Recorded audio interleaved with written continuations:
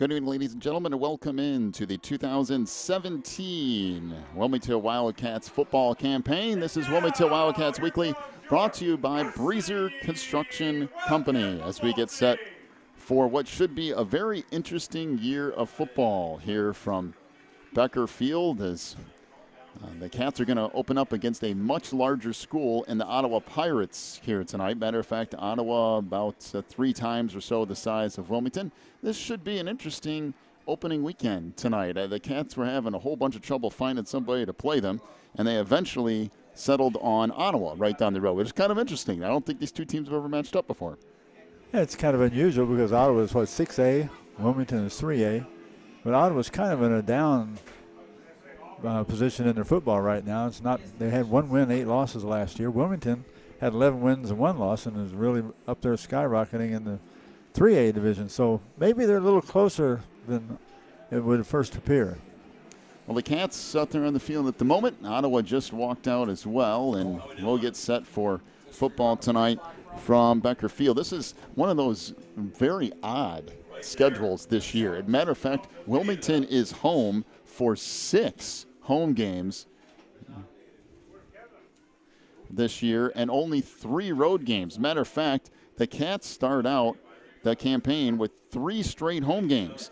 This one here tonight, and they'll go up against Mantino in week 2. Westmont will be week 3, and then the Cats will get their first road game. And the weird thing about this entire schedule is that the 3 road games that Wilmington has, one's in Reed Custer, which is right down the road at Braidwood. The other one's at Coal City, and the third one's in Peatone. You could not possibly have picked 3 closer away games. I think this is like, where the stars align and you get this 1 in a million opportunity. Oh, yeah.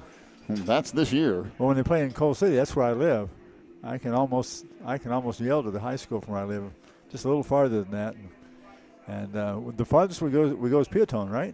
So that's it. Yeah, that's it. That's 18 miles away. Braidwood, Coal City, Peatone. That's the 3 closest that you could possibly have. We've never had another year like that. No, ever. Not that I can remember. I certainly don't. What helps with that, by the way, is the I-8 being restructured, and open up the front 2 weeks there, and the Cats ended up getting Ottawa, and what would have been, this game should have been at St. Joseph Ogden this weekend.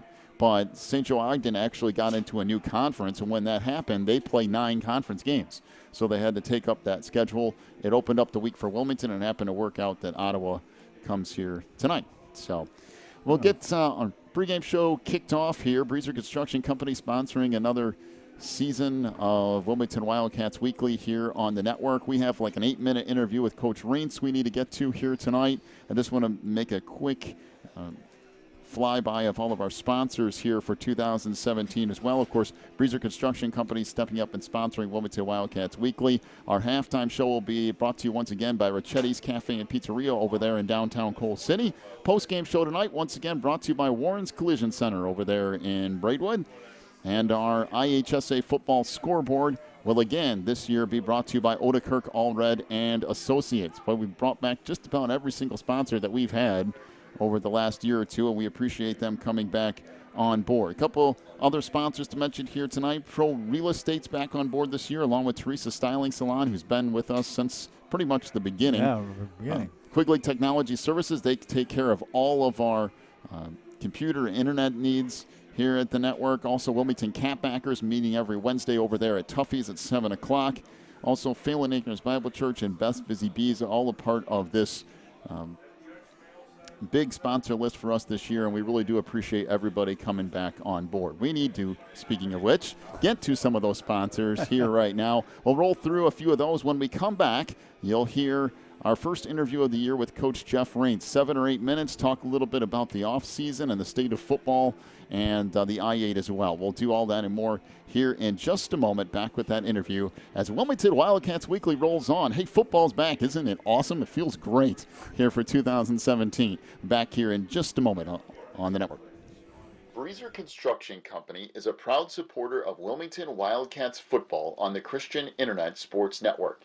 For over 40 years, Breezer Construction Company has led the way in providing quality construction to the industrial, utility, and pipeline industries. For more information on Breezer Construction Company, go to breezerconstruction.com. That's breezerconstruction.com or call 815-521-0900.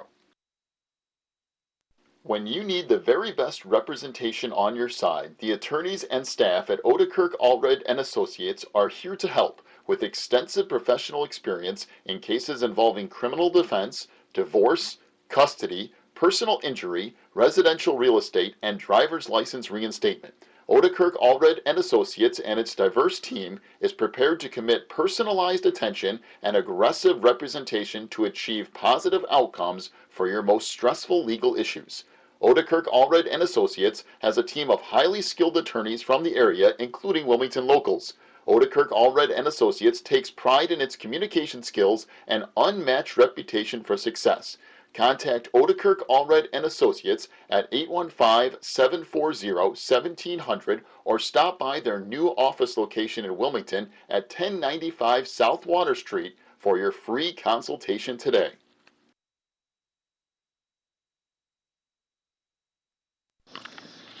Back here at Wilmington Wildcats Weekly, brought to you by Breezer Construction Company as we get another year started off, and joined once again by the head coach of the Wildcats, Mr. Jeff Raines. And Coach, it seems like, hey, for some of us, it's really snuck up on us here the last week or two.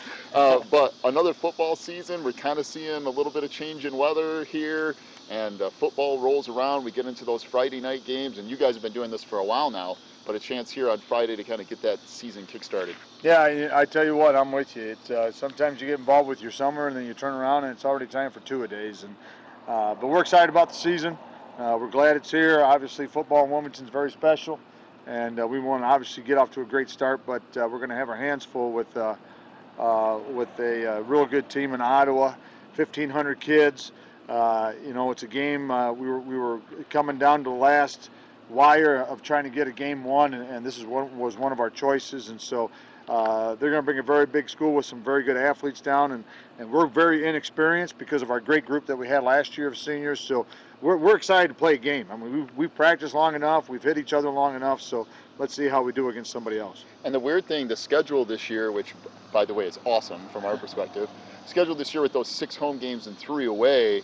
Explain a little bit about what happened with that home and away with St. Joseph Ogden, because I know that was originally there. Yeah, it sure was. When we first, as people remember, last year we played St. Joe Ogden game 1, and that was a 2-year contract. We were going to play them at home last year, and then this year we were going to go down there and play them.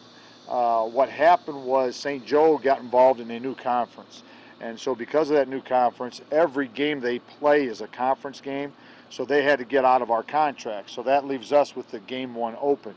And so then we put the feelers out. We put it out on the IHSA website that we have an open game, and we got responses, but all of the responses came from bigger schools.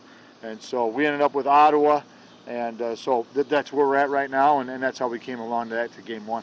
Well, and then you had those 5 home games anyway. Yes. And with the I-8, the way every 2 years it kind of gets reshuffled into large and small divisions there. And of course, with Seneca dropping out next year, this whole thing will be completely changed again going into next year. Yeah, it really is. We're the I-8 conference is going through what many conferences are going through, and that's constant change. And with Seneca leaving, we're searching for a new team. Don't know where that's going to take us, if the I-8 stays together or doesn't stay together, but everybody's looking for that one game. Well, and then we get tonight, you get your first real look. Now, of course, there was purple and white night the other night, and you get kind of a little bit of a look at what's going on, but first real look at what's going to be kind of a completely different thing. Really I mean, the quarterback position has kind of changed a little bit this year. We've got a lot of new kids in some places, so why don't you catch us up on kind of what's going on there? Yeah, no, I mean, we only have a couple kids back on each side of the ball. Josh Jones, Blake Geis, Connor Dempsey, and that's about it. Anders Almberg is back, but he's battling some injuries. So it's a brand new team out there. Now, a lot of them are seniors, so they went through the grind last year, and we're looking for those kids to step up. And then we're pretty happy with some of our juniors. But, as you mentioned, the quarterback spot, Keaton Hopwood, we're real happy about as a sophomore. We're going to put him in that spot and see how he does. Connor Dempsey was our quarterback last year, but we're thinking that we can use him as a weapon at running back. And so we're real happy with the way the kids were in the off-season, their weight room, and what they did that way. And so I'm hoping that pays off on the field. But like I said before, it's time to play a game and to see where we're at. Whether things go great or things don't go great, at least we're going to have a measuring stick to see what's going on, and then we just start coaching them up from there. One thing I like about the way the current I-8 schedule is kind of laid out is you get a couple of those non-conference games as options, and really a good look at seeing what other people are doing and kind of how you match up with some other conferences and some other teams around the state. And maybe, like in this particular instance, going outside of your class a little bit, just to see kind of how things match up. No, yeah, I couldn't agree with you more. I like the non-conference thing where you can kind of go out throughout the state and see how you're doing.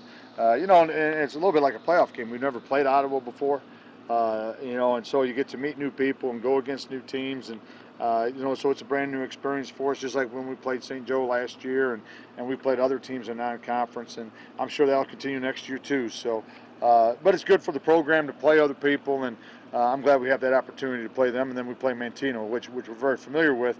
But boy, what a great first couple of games to see where we're at. And then lastly here, I know with football being, we've talked in the past about concussions and injuries and all those things going on and the CTE studies and all that, and people keep saying, that football numbers are dwindling, and in some places they are. But as far as Wilmington goes, where do you see things kind of top to bottom as a program? Well, we've gone down a little bit from our numbers last year, but our numbers last year were outstanding. Mm-hmm. And so we've gone down from, I think we had 85 last year, and we're about 67. 68 this year, and we're okay with that. We have a small sophomore group of kids, and that's my daughter's class, and so I've known from day one that they just don't have a lot of boys in those classes, and that's small high school football. Sure. Some years you have those numbers, and some years you don't. I'm glad with the kids we got out. Our varsity numbers are still around 36, 37, so we're real happy about that. And then our freshman group is right around 20, and that's the goal, is to bring in 20 kids, have a solid 20 kids per class, and then you're going to lose some, and you're going to pick up some as time goes on, but hopefully you have a solid 30 for a 3A program, and that'll get you through the season and go from there. You know what's interesting, I just get your thoughts on this real quick. I've seen some of the teams of Illinois have dropped to 8, or was it 8-man, and then some are even going a new 10-man kind of version where trying to keep football programs alive, particularly at some of these private schools and some other ones that are smaller. But it's interesting to see kind of how they're trying to morph into some other things to keep that program going. No, I couldn't, and that's where football's going right now is, people are getting away from it a little bit. So I think football will eventually bounce back when the numbers start. You see the injuries are coming down because of everybody being more careful, things along those lines. But for right now, you got to deal with what you have to deal with. If some schools have to drop to 8-man football, at least kids are still getting a chance to play. And I think those schools will rebound, but as long as those kids have an opportunity, I give credit to those schools to just not quitting and trying to maintain a football program. Well, one nice thing about where you're at now is Wilmington has been behind this team for years, and it's still there. I mean, you'll look up in the crowd here tonight and see the stands packed, and it's just one of those special places in Illinois to watch football. Purple White Night, we had a lot of people out there. We had all the Bobcats out there, and so a lot of good football is being played. We got a lot of kids in college playing, and so I'm at a very special place, and the people love their football, and I know they're excited about tonight and getting the season started, the 2017 season, along with our kids. And but no, special place, and like you said, have 6 home games, and to do that at home this year, our kids want to take advantage of that, and so hopefully we can get off to a good step against Ottawa. All right, Coach, good luck tonight, and we'll talk to you again in the postgame. All right, hey, thanks. Coach Jeff Rinks joining us here on the pregame show, Wilmington Wildcats Weekly, brought to you by Breezer Construction Company. About 6 minutes away from opening kick here tonight. Take another break and roll through a few more ads. When we come back, we'll get you set for opening kick between Wilmington and Ottawa here in just a few minutes on the Christian Internet Sports Network.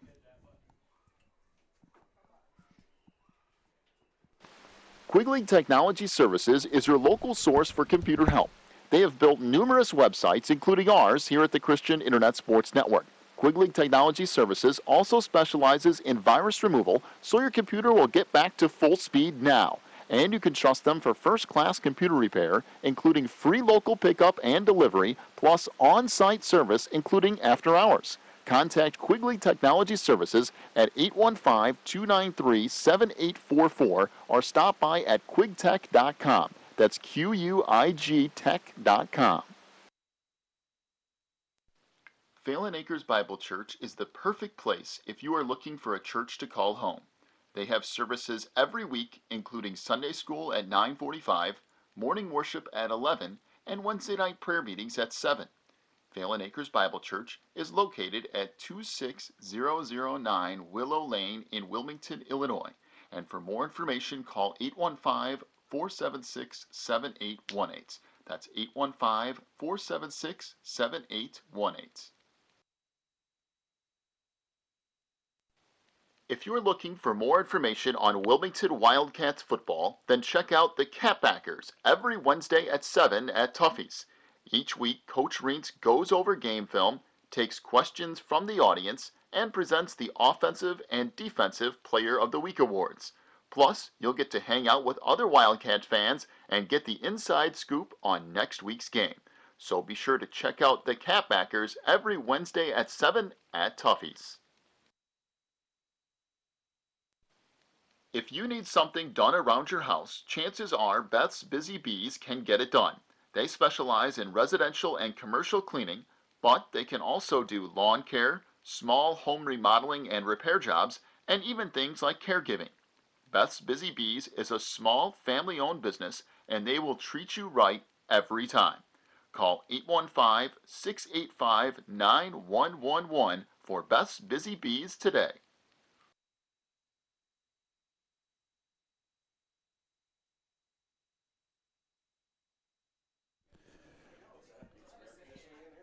Welcome back in here in the Wilmington Wildcats pregame show. Wilmington Wildcats Weekly brought to you by Breezer Construction Company. Big thank you to Breezer once again for sponsoring all of our pregame shows this year here on the network as we get set for football tonight from Becker Field. Wilmington back here at home to kick off the 2017 schedule. As we mentioned, the first of 3 home games to start the year and only 3 road games all year. One of them will be at Braidwood, one's at Coal City, one's at Peatone, so a pretty favorable schedule.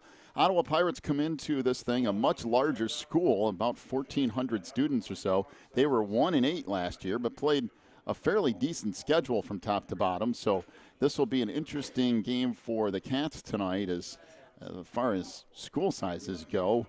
Ottawa's much larger. It's be interested to see kind of how all that goes together here tonight. Couple minutes away from opening kick as the crowd has filed in here and we get set for the beginning of football here tonight from Wilmington. It's going to be actually a pretty nice night for football. Usually when you get to the end of August, you kind of go, well, is it going to be like 90 degrees or what are we going to have? But it's pretty much football weather tonight. It's absolutely beautiful football weather. It's probably upper 60s. No wind, and just absolutely beautiful out here. No clouds in the sky. Well, Ottawa has not been here before, and I guarantee you they haven't seen anything quite like this pregame show that the Wildcats put on. Matter of fact, year after year, Wilmington voted one of the top 10 places in the state of Illinois to watch a high school football game. Matter of fact, the last 2 years, I believe, they've been voted into the top 10. So we have all the Harleys in the end zone. Actually, I think we got about 16 or so of them out there tonight. The Cats will, of course, run down through the woods and back out onto the field here. And I'm sure we'll have fireworks tonight, although it's really not quite dark enough yet to get all of that. Don't see any helmets yet, so I don't think they're here yet. Usually gets down to about a minute or so and they'll start coming out here. By the way, Wilmington will receive to start this game here tonight. The Cats have had a big kind of shake-up between last year and this year. So Wilmington comes down through those Harleys in the end zone. Also down through the hill it was well, and now out through the run-through and will empty out around the 40-yard line. Fireworks going off on the far side of the baseball field. They'll shoot those off here tonight as well. And a little bit more of a subdued crowd tonight. I don't know if it's just no one's really sure what they're going to see here tonight or how Ottawa's going to be or what, but it's not quite as insane as it normally is, but still one of the best entrances in high school football. Oh, it is. The fog will disappear off the field. The fireworks will conclude, and the Harleys will roll off on the far side, and we'll get set for football here tonight. And we got quite a crowd all the way up and down, even around the fence. So big thank you to Breezer Construction Company for sponsoring Wilmington Wildcats Weekly once again. Week 1 in the books. Wilmington tonight in those purple uniforms, all purple. Purple helmets, purple jerseys, purple pants, and those white numbers, the paw print on one side and the number on the other. That's something that the seniors last year added to this uniform, which I really like. And for Ottawa, they are in all white tonight with red numbers, red letters, and, of course, the pirate logo on the side of their helmets. Pretty good crowd from Ottawa tonight, too, considering they were 1-8 last year. They're all dressed in red. It is a fairly close away game for them at about 45 minutes or so.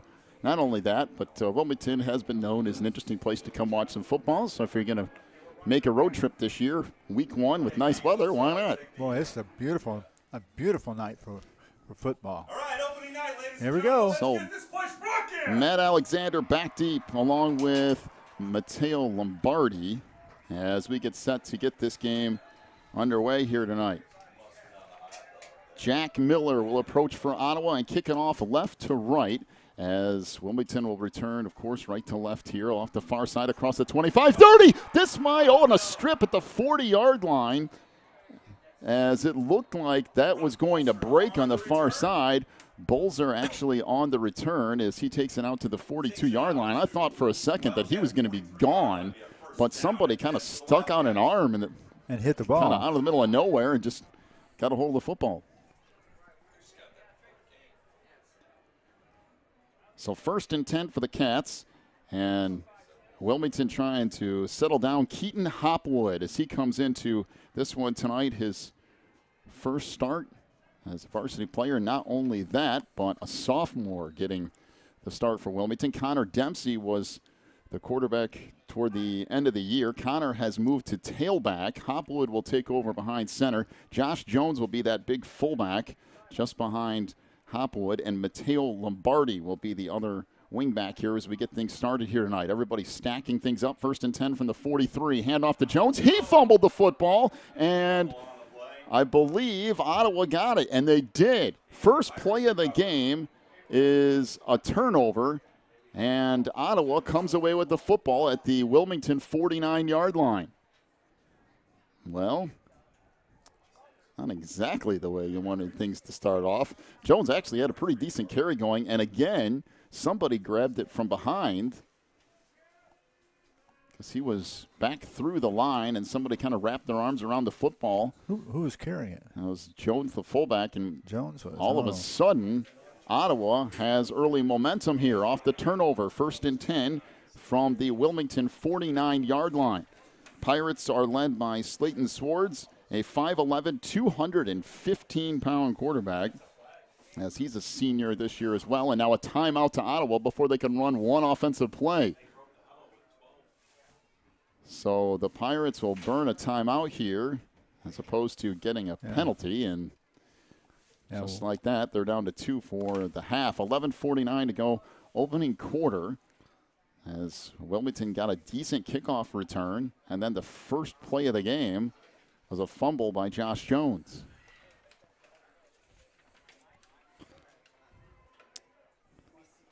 It'll be interesting to see what Ottawa elects to do as far as offense goes. The Cats over the years have been a little bit more susceptible to the pass than the run. That's what I was thinking. If I was them, I saw they had the original quarterback arming up, and then they have a number 80 that was throwing way down the field. So Bryce Phelps, 5'11", 224-pound fullback behind Swords, who's now under center. 1st and 10. Handoff goes left side, and this will churn ahead for a gain of about 4. That is Matt Snyder, 5'10", 185-pound senior. Bring up 2nd down and 6 for Ottawa from the Wilmington 45-yard line. And you have to remember, Ottawa was 1-8 last year, but a much larger school. As Wilmington going way up in class size here tonight to open up the 2017 schedule. And Swords hands it off right side this time. That gets stacked up, though. Maybe a gain of a yard, and that's about it. Good job by the interior of that Wilmington defense.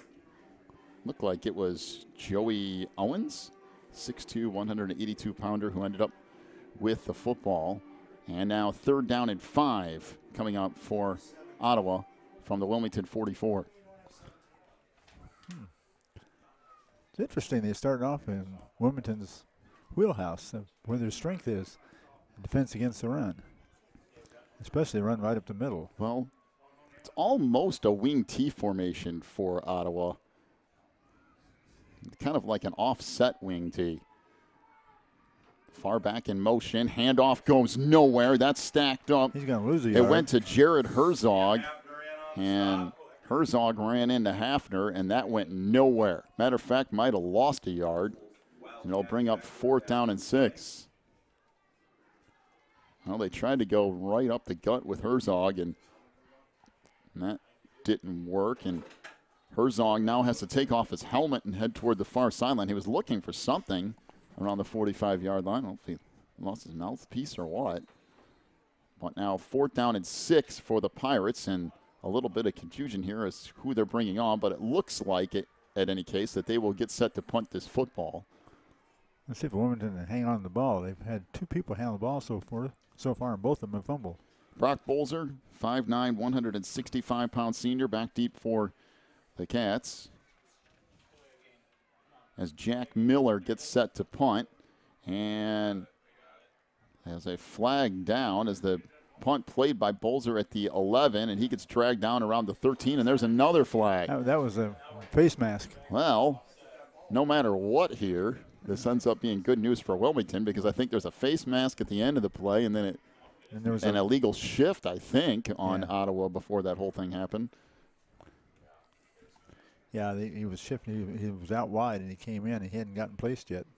The ball was high. And then in the tackle, they got a hold of his face mask and threw him down. So, well, now if you're Wilmington, you know, Reitz is asking, I think I want to repunt it, would you? Where the penalties were from. If it's an illegal shift, that would move it back out to the 50, and they would have to punt it again. I believe it depends on the face mask here where that's marked, but it's a personal foul, so it'd be a 15-yarder, which means it would come out to the 28. I mean, if you're Wilmington, you might as well take it, huh? I mean, odds are you're not going to get a whole lot better field position than that off this punt, so they go ahead and take the football after the 15-yard face mask. The Cats were left with 2 choices. There was an illegal shift that would have moved the ball back to midfield, but of course Ottawa would have had the opportunity to punt that again. Wilmington ended up with the ball at the 13, but with the personal foul face mask, that was a 15-yard penalty to take it out to the 28. And the Cats will start there. Let's see how this drive goes for Wilmington.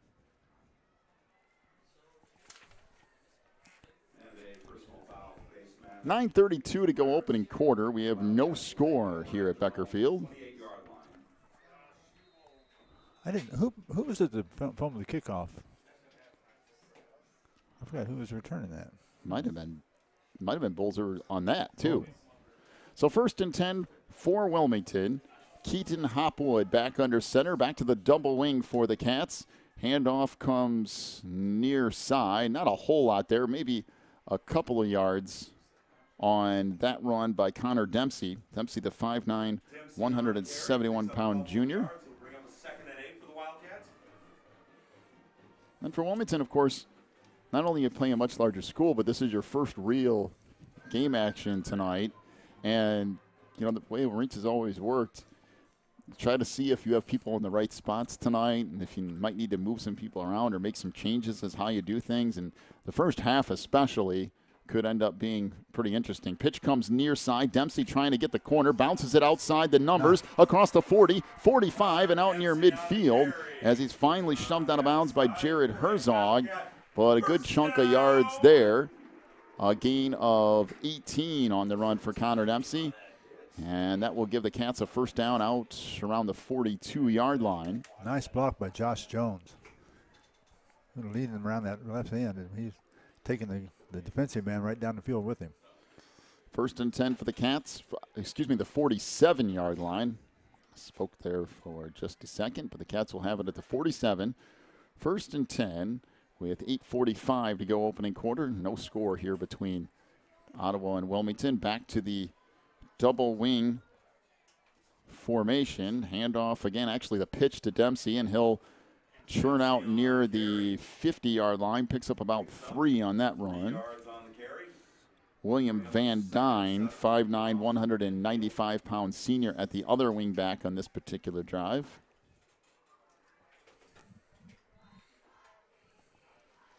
And those jerseys a little bit different too. Yes, they are. The font of those letters on the back, and there's a couple extra things around the shoulders and the front of those jerseys as well. Yeah, they kind of tinkered with them a little bit. 2nd and 7 for Wilmington from midfield. Again, everything packed into that double wing. Handoff goes to the fullback, Jones, and not a whole lot there. Maybe a yard or two. That's going to be about it. 3rd down and 5 for Wilmington from the 49, almost the 48 of Ottawa. Well, he ran into a stone wall that time. Ottawa there meet him head to head. 3rd and 5 here for the Cats. Coming up a little bit later tonight, we'll check the IHSA football scoreboard, brought to you by Odekirk Allred and Associates. We'll get to that here as we move along tonight. As Hopwood drops back to pass, first pass of the season, fires it down the far sideline, incomplete.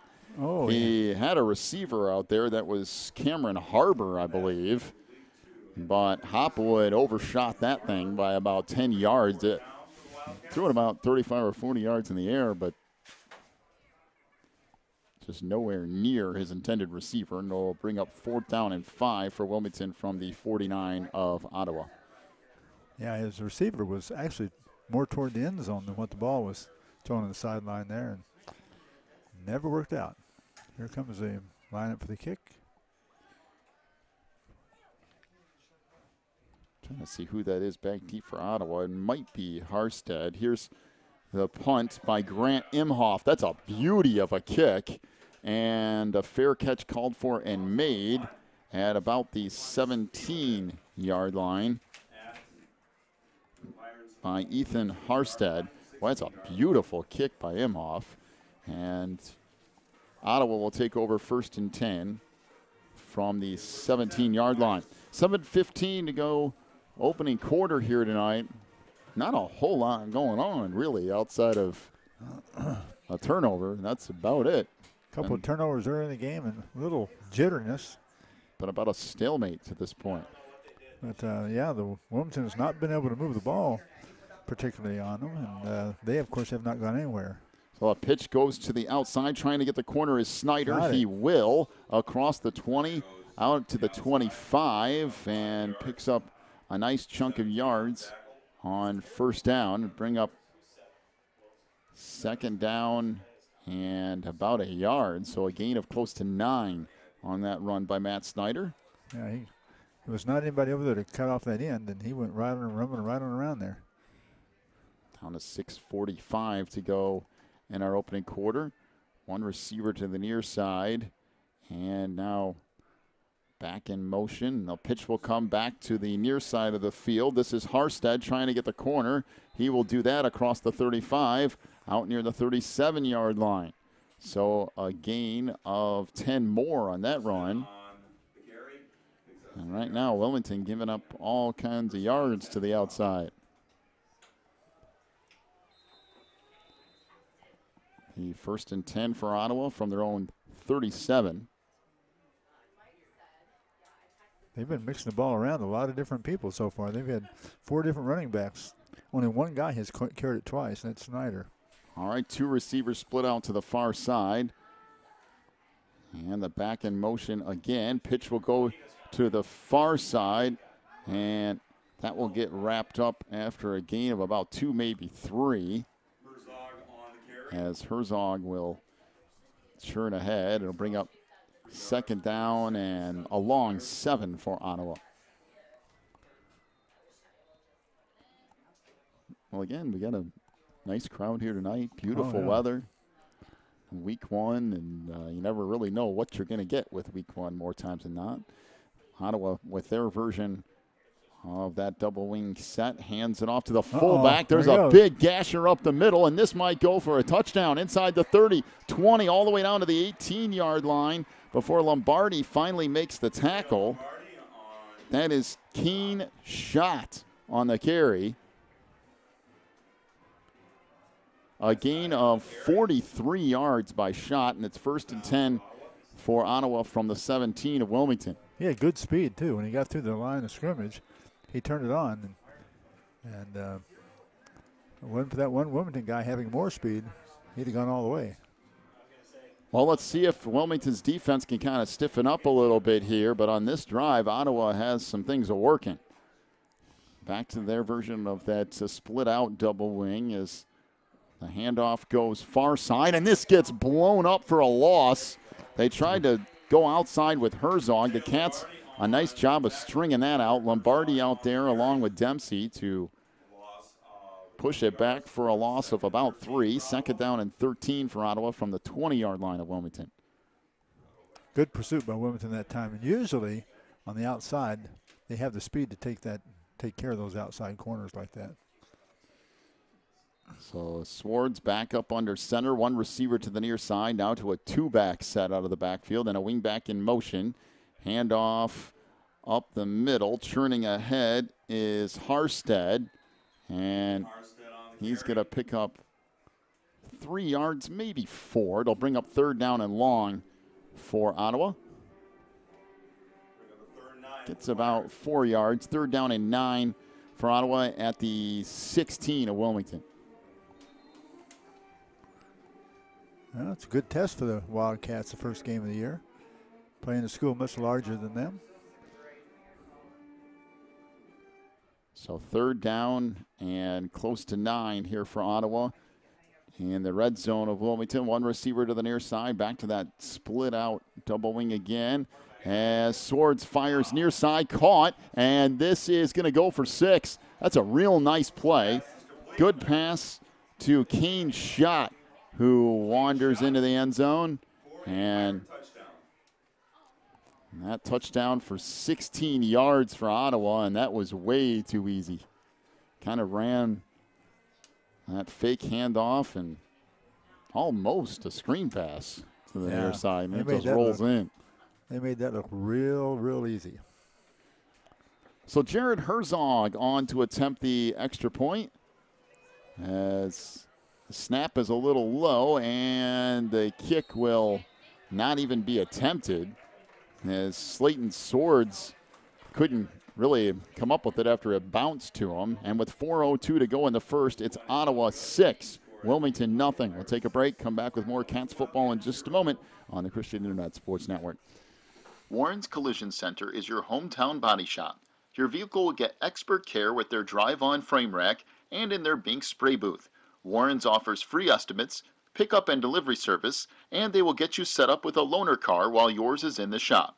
Warren's Collision Center is located at 242 North Front Street in Braidwood, or online anytime at warrenscollision.com. That's warrenscollision.com. Warren's Collision Center, where they care beyond the repair.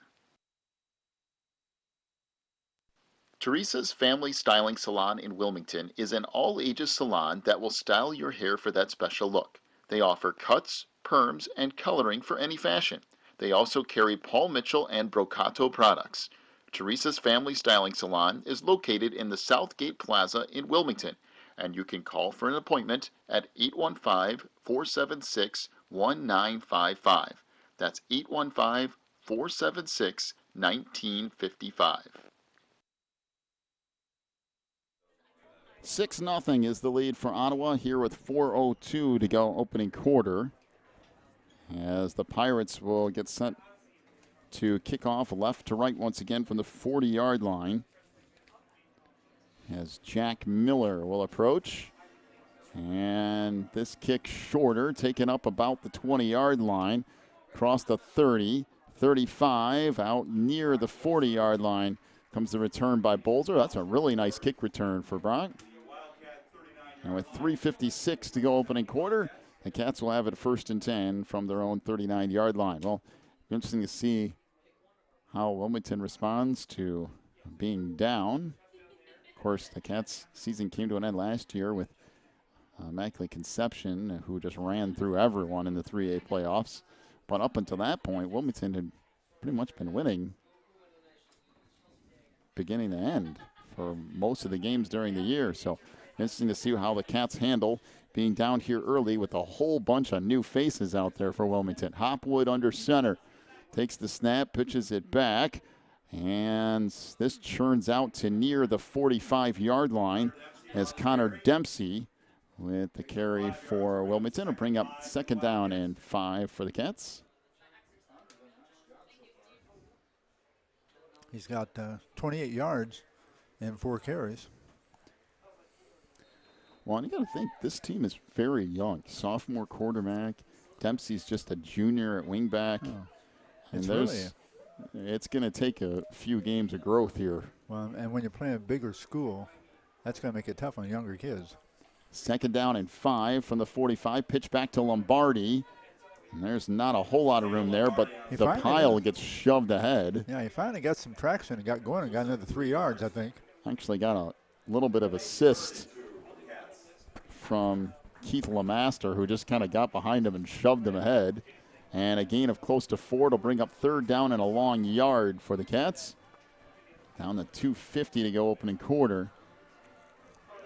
And if you're Ottawa at this point, you just dare Hopwood to throw the football, because we saw one pass and that was nowhere near the receiver. So 3rd down and a long yard. Handoff goes to Jones. He churns ahead. Boy, still moving. Across midfield down to the 48, close to the 47 of Ottawa. Give him 3 yards in the carry. Boy, that's 3. That's tough yards, that's 3 tough yards. Looked like they had him stopped, and he just refused to take that loss, and he just took him with him. 1st and 10 for the Cats from the 48-yard line of Ottawa. 6-0 the lead for the Pirates here with 2:19 to go in the first. They've got him listed in the program, Josh Jones, as a fullback, and he's the real deal. He is an actual fullback. 1st and 10, back to the double wing again. Pitch comes near side. Dempsey trying to get the corner, and somehow does manage to pick up about 3 yards. That thing looked like it was going to go nowhere. Strung out nicely by Matt Snyder, but he couldn't quite make the stop, as Joey Owens ends up making the stop for Ottawa. A gain of 3, bring up 2nd and 7 for the Cats. Who carried that?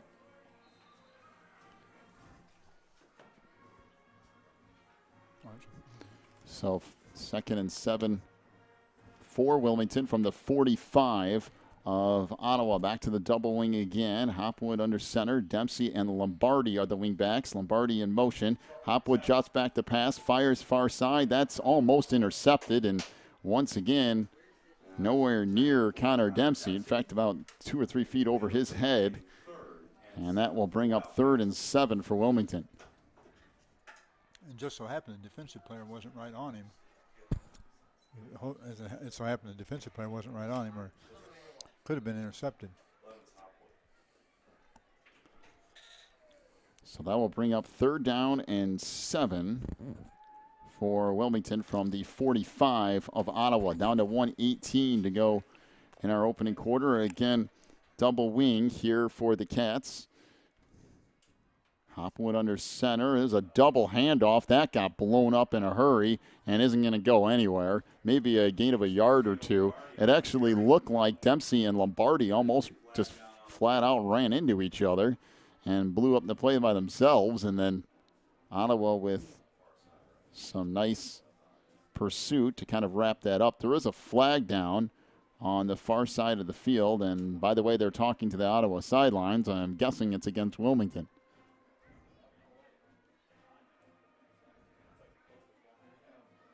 We'll see here.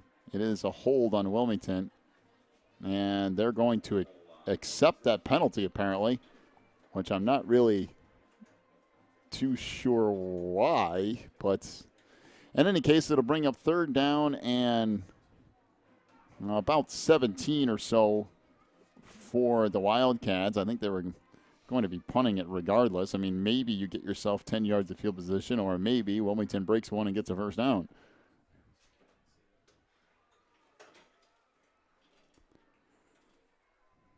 Well, the Cats' offense has not been overpowering for this Ottawa defense, that's for sure. 3rd down and 17, and now we have a timeout for Wilmington. 50 seconds to go in the quarter, 6-0 the lead for Ottawa. Wilmington will face a 3rd and 17 when we come back here in just a moment on the Christian Internet Sports Network. Ricchetti's Cafe and Pizzeria in Coal City is all about relaxing with family and friends while sharing an authentic Italian festival of food. They are the home of the Chicago-style deep dish pizza, but they also have a full menu, including pastas, burgers, salads, and more. Check out all of their daily specials, too, online at ricchettis.net. Ricchetti's Cafe and Pizzeria is at 375 South Broadway in Coal City, and they are open till midnight or later every night. Stop in for an authentic Italian experience at Ricchetti's. Pro Real Estate is a family-owned business established in 1983. Its staff and sales agents work in all areas of real estate sales, from first-time homebuyers to experienced investors. Located at 506 South Water Street in Wilmington, clients are welcome to stop by to discuss their real estate needs or visit our website at pro-homes.net. For a private consultation, contact us at 815-476-7916. 3rd down and 17 for Wilmington. Back to the double wing. Hopwood's going to drop back and roll to the near side. Looking downfield, will square up and fire. Caught down to the 40-yard line and close to the 38. Wow, that was a nice pass by Hopwood. Dempsey catches it. A gain of 16. It'll be 4th and a yard for Wilmington, and that's exactly why, if you're Ottawa, should have just went ahead and made them punt it when it was 4th and 8 or 4th and 7. So it'll be 4th down and a yard, and for sure Wilmington will go for this here, I would think, at the 39-yard line of Ottawa. It was a nice play. Roll out by Hopwood, stayed nice and controlled, and then just fired a strike.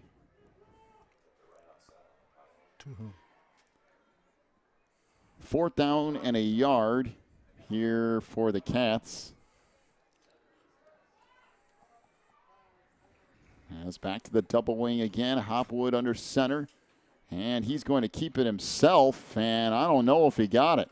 That's all going to depend on a spot. But and there's a helmet goes flying. And that could very well be a personal foul on Ottawa. And if so, the stop here wouldn't mean anything, because then you would have given it up.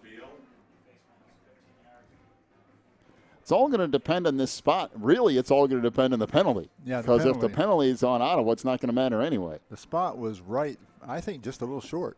So if you're the referees here, you go ahead and assess the penalty, and the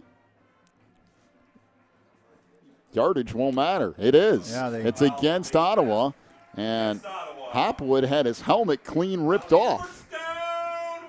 I mean, all the way off his body and about 5 yards down the field. Well, that decision of backing up Wilmington and making them face 3rd and 17 didn't work out. And now the Cats will have it 1st and 10 all the way down to the Ottawa 24-yard line. Yeah, and Ottawa's have been their own worst enemy.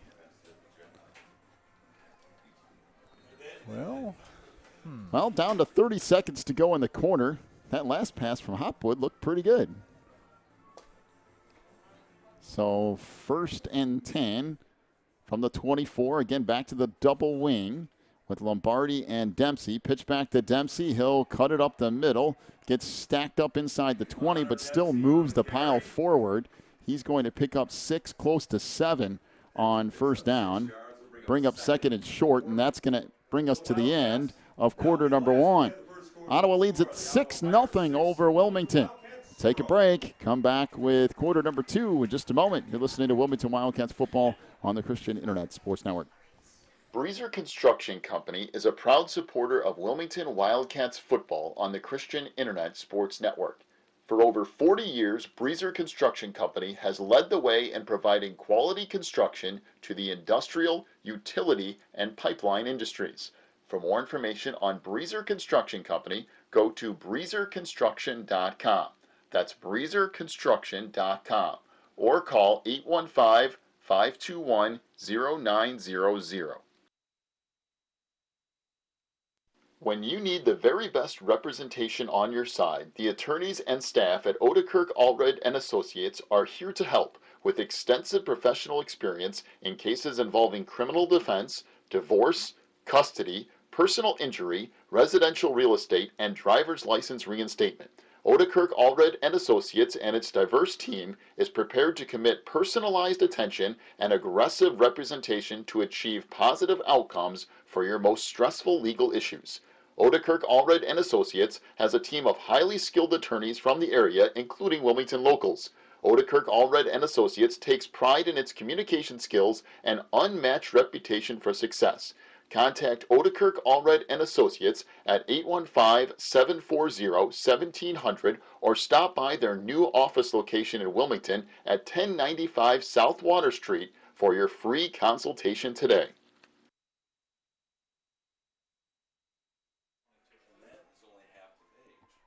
Second down coming up here for the Cats at the beginning of quarter number 2. Wilmington has now switched ends offensively. They were going left to right to start this second quarter. The ball sitting at the 23, but there's no way that's right. Well, this has to be inside the 20-yard line for sure. I mean, there's no – they're going to talk this over. It's got to be second down and under 5 at least. Well, I mean, if you look at the scoreboard, it's still – yeah, it's a 2nd and 3 in the 17, and I don't think those are random numbers. I mean, that's a huge difference on a drive that's very big for Wilmington here early in the year. And they certainly have to get this one right. It looks like they got it backwards. It's supposed to be 2nd and 3, and they've got it 2nd and 7. And well, now where are they moving the – well, now they're switching the markers. I'm not really sure what that has to do with the yard distance, though.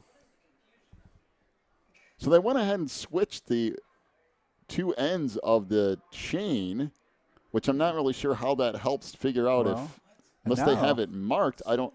And now they're not in the same place because now they got almost a 5-yard gain. Well, this is still not right though because now they have it at 2nd and 5. It's supposed to be 2nd and 3. Well, for sure it's inside the 20-yard line. I mean. Oh, are you kidding me? Are you kidding me? They can't. Well, there's no way that this can stay there. I mean, that I've seen, I've been doing this for an awfully long time. I've seen a lot of things. I've never seen that. But I don't think I've seen this far out. Now, maybe a yard or two, but I mean, how about we just point at the scoreboard down? They don't have the down. The 2nd and 3 from the 17. Right? I mean, that's where it was the last time. I'm not real sure why the head coach of Ottawa gets a say in any of this either, because Your exact call on the radio was. They're over there. No, it looks like closer to 7. I remember you saying that. So now we've got 6 people, including sideline and our coaches, head coaches, every official that we can get, the chain gang, everyone's converging to try to figure out what the scoreboard already tells you. That's 2nd and 3 from the 17. Coach Rentz is almost halfway across the field now. Now he's getting the rest of the way across. Well, in any case, whatever they decide here, Wilmington's in the middle of a drive, and this will really slow everything down because what kind of momentum that you had, we got to the end of the second quarter, and now we've had another 2 or 3 minutes to decide. Okay, now both coaches. All right, so now Reitz is out there. Both coaches are talking. Add him to the list. And as of right now, nothing has changed as far as where it goes. I don't know. To me, it's not all that difficult. It says right on the scoreboard. You were just there. I don't know how. 2nd and 3 from the 17. James Mandarino, we have your athletic pass right up here in the press box. I mean, your athletic pass. Hey, don't we have iPads or whatever on the sideline now? Couldn't you just grab an iPad and go, here's the last play that happened? I mean, they're still talking about this. There's 1, 2, 3, 4, 5, 6.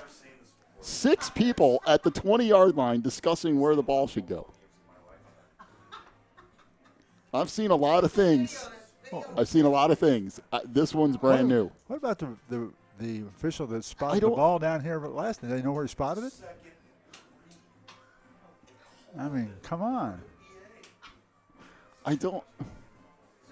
Well, Coach Reitz has made the long walk back over here. He's shaking his head going, I don't really know what's going on. The head coach for Ottawa is still out at the 20-yard line, and he's trying to figure out what's going on. And 5 yards on the sideline over there has nothing to do with anything. I mean, Trent Swords is over there. He's stating his case. Reitz has already been over there and back. There's no way this could stay at 2nd and 5, can it? It was 2nd and 3, and it was supposed to be on the 17. It's on the 22 or 23-yard line. It's 5 yards. Yeah, well, so if the ball's in the 17 and it's 3 to go, it should. Oh, here we go. Give him the yards back now. It should be the 14-yard line where the first down marker is stuck, not the 16. Now they've moved it back out to the 19-yard line. We're not even inside. It's 2nd and 3, but on the other side of the 20. So what they did is they gave us half and them half. This is something I've. Okay, so we went from the 17. Well, at least we're back down to 2nd and 3. So it went from the 17 to the 22, and it's still 2nd and 3, but 5 yards further back upfield. Yeah, so we got to go 5 yards farther now. Okay, well, that ends the strangest week 1 event that I can remember. All right, here we go. We're finally back to football. 2nd down and 3. That's really interesting.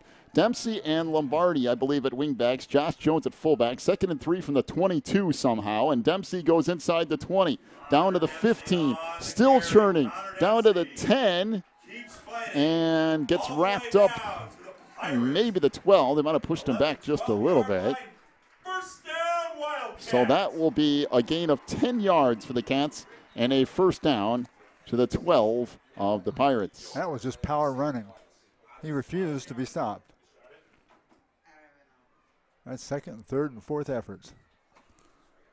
So 1st and 10 for the Cats from the 12-yard line of Ottawa. As Hopwood back under center. Again, Wilmington trying to get the first points of the year here. Pitch goes to Dempsey, trying to get the edge. Cuts it back, makes a nice move inside the 10. And will string it out down near the 6 or so. I'll bring up 2nd and about 5 for Wilmington after that gain of 5 on first down. Dempsey brings it to about the 7-yard line. Bring up a 2nd and 4. It's just me, or does it seem like this first half has just been taking forever?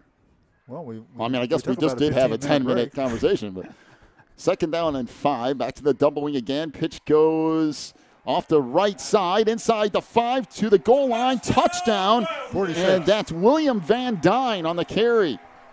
William Van Dyne goes in for the score from 6 yards out, and the Cats tie it up at 6 with 10:54 to go in our opening half. What a nice switch that time.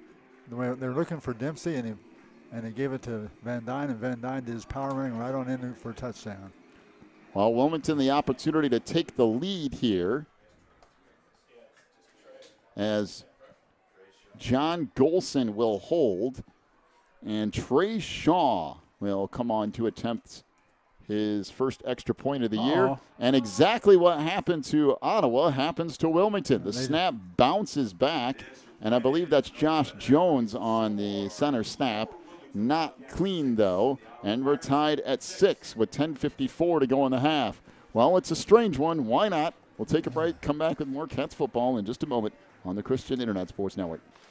Quiglig Technology Services is your local source for computer help. They have built numerous websites, including ours, here at the Christian Internet Sports Network. Quiglig Technology Services also specializes in virus removal, so your computer will get back to full speed now.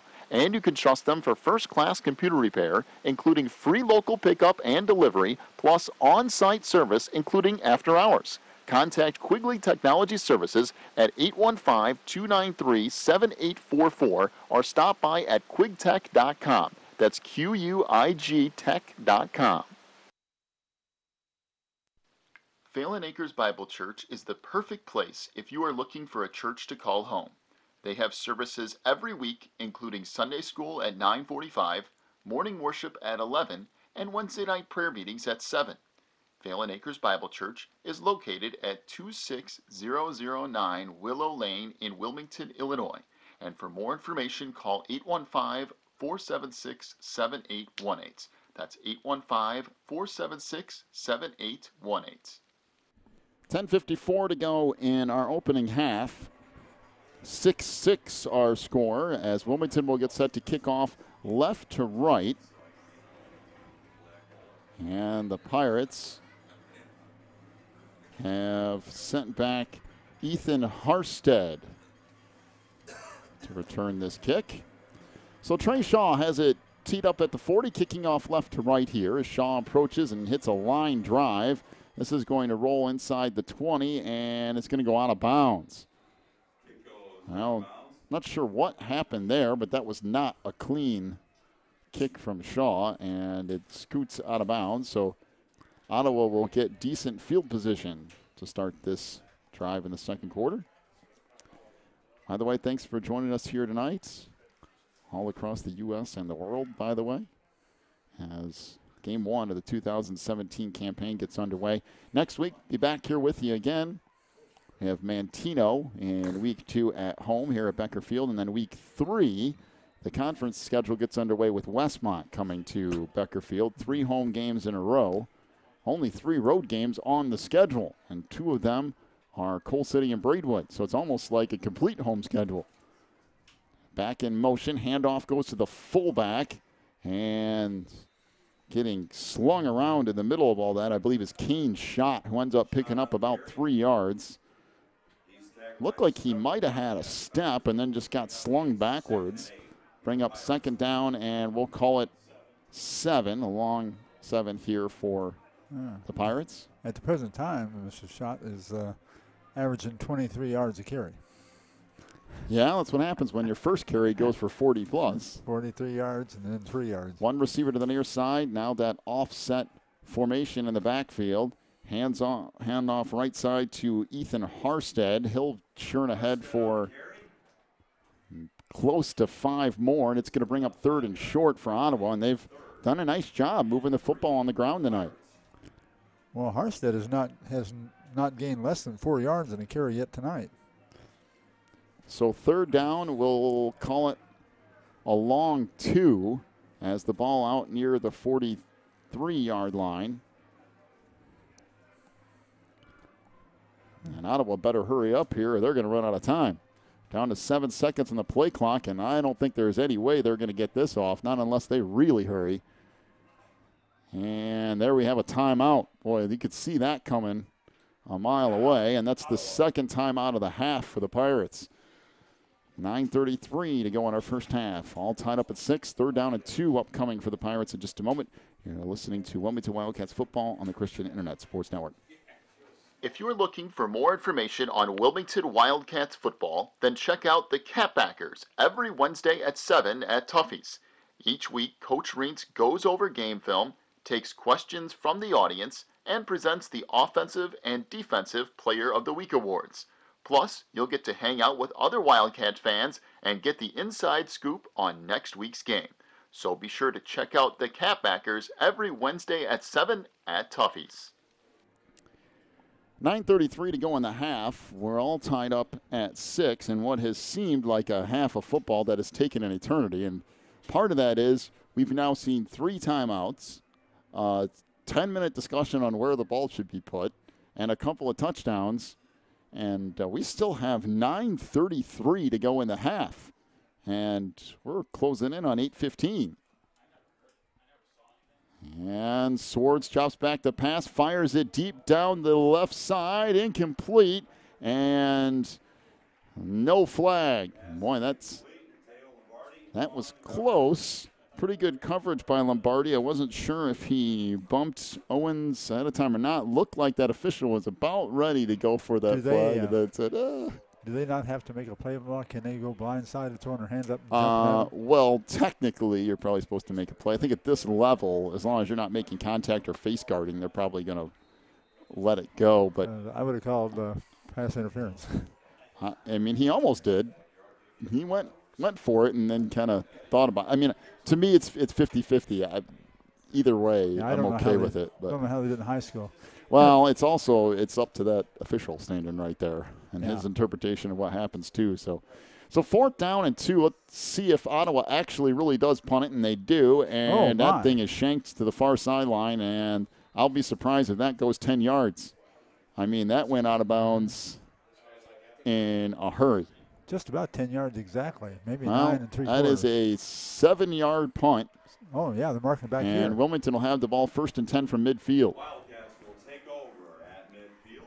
Well, if you're Wilmington now, continue some of that offensive momentum we saw the last time around. We had 2 or 3 guys moving the football. Van Dyne ended up in the end zone, but we saw Jones turning up some yards, and, of course, Connor Dempsey. And the last pass attempted by Hopwood was a nice one to pick up 16 yards on 3rd and 17. So things starting to work a little bit better here as we get into the second quarter. That was a nice pass he chose to throw that time, Coach. He did it when running out to his right where it was easy to pass. That got blown up, more so because Keaton Hopwood either got stepped on or tripped over somebody's. I think he tripped over Dempsey. Right. That's what he did. Well, in any case, whoever he tripped over, it's going to make it 2nd down and 14, and that really doesn't help the cause as the Cats now looking at long yardage, which is what you don't want to have, especially when you're talking against a much bigger team defensively. Well, Barry's got his work cut out for him here, trying to figure out what to do from 2nd and 14. Pitch comes near side, and Lombardi, he's going to lose a ton of yards. I mean, that thing got blown up. Lombardi's still chugging ahead, but he's going to end up losing about 4 more yards, and that's going to make it 3rd down and close to 18 for Wilmington. Well, remember that momentum I was talking about? That's a good way to lose it. That went right out the window. 3rd down and 18 for the Cats from their own 42. However, last time around, it was 3rd down and 17, and Keaton Hopwood hooked up with Connor Dempsey on a 16-yard pass that set up 4th and 1. So let's see what the Cats do here. He let him roll. He let him roll out that time, as I was saying a while ago, on a short pass about 10, 12 yards up the field, and it was easy for him to handle. Down to 7:45 to go in the half, and now Wilmington uses a timeout. Oh, boy, people are burning through timeouts left and right here. 7:46 to go in the half. Everything tied up at 6. Wilmington will have 3rd down and 18 when we come back. You're listening to Wildcats football on the Christian Internet Sports Network. If you need something done around your house, chances are Beth's Busy Bees can get it done. They specialize in residential and commercial cleaning, but they can also do lawn care, small home remodeling and repair jobs, and even things like caregiving. Beth's Busy Bees is a small family-owned business, and they will treat you right every time. Call 815-685-9111 for Beth's Busy Bees today.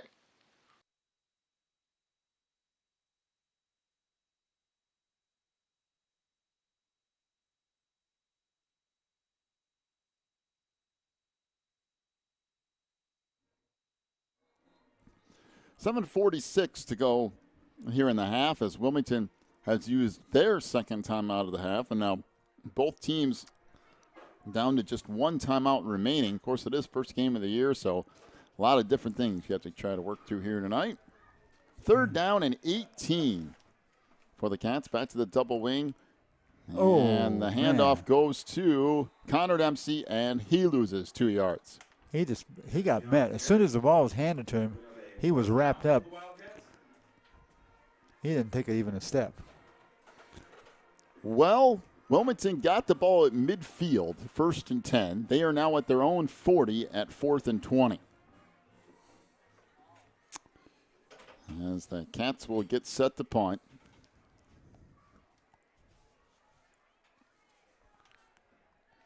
Ethan Harstead back deep for the Pirates. Boy, that's a rifle of a snap. And the kick by Grant Imhoff is caught on a jump again. Sooner or later, that jump catch by Ethan Harstead is going to cost him, but he's managed to catch it twice that way.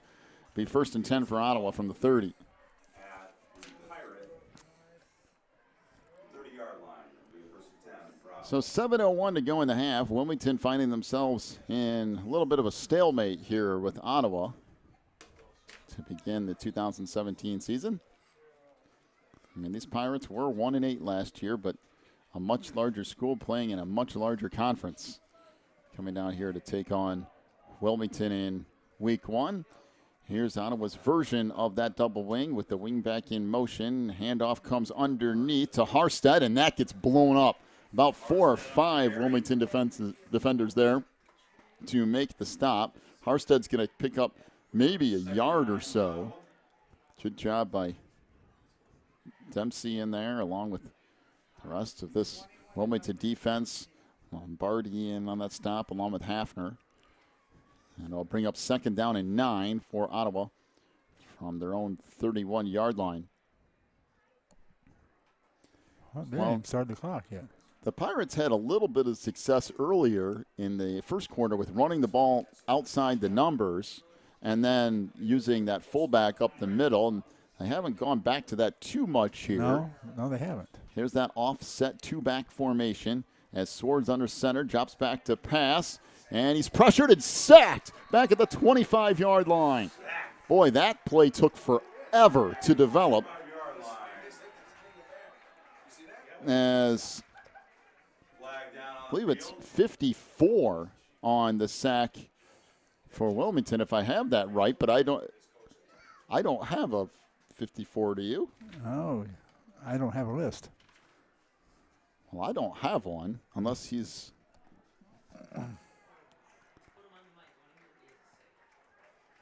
unless it's Pressler, but I know tonight there's been a couple of changes. Bolzer's wearing a different jersey, but that was a nice sack, and then we had a real late hit out at the 45-yard line of Wilmington that was way after the play. And this 15-yard personal foul will push it all the way back inside the 20, down near the 17, and I mean, it was kind of laying out somebody well after the play was over. That's not the 17, is it? That's more like the 7 or something. Well, they moved the ball all the way back to, yes, it is. It's right about it's back to the 13 now. 13, yeah, okay. 3rd down and, I don't know, country miles, what it looks like to me. It's got to be close to 30. As one receiver to the near side, one to the far. Up under center is Swords, and we have whistle and a flag down. That was blown up from the beginning, a false start. So this false start will back up Ottawa some more. About halfway. I don't know, they can still get in there. Good grief. This is both teams just going backwards. This is going to go all the way down to the 8-yard line. That will bring up 3rd down and 33, according to the scoreboard. Let's go Wildcats! Well, at least for Ottawa, that was the first time they haven't got a 15-yard penalty. They've had 3 of those. And Ottawa's gotten a couple of personal foul penalties that you really didn't need to get. Yeah, just putting yourself in a hole. So one receiver to their far side and one back to the near side. Slayton Swords under center, drops back to pass. Actually hands it off near side. This is going to come out across the 15 and shoved out of bounds as the handoff went to Jared Herzog. There's another flag at the 11. Good grief. It's like a runaway train. Something, man. Obviously, Wilmington will decline this, unless it's against the Cats, but I don't. Where that's thrown, I can't imagine it is. And Wilmington will decline this. The ball is actually out to the 11-yard line, so that would have been a gain of about 4 or so for Jared Herzog. Down to 5:04 to go in the half. Well, maybe this is on Wilmington.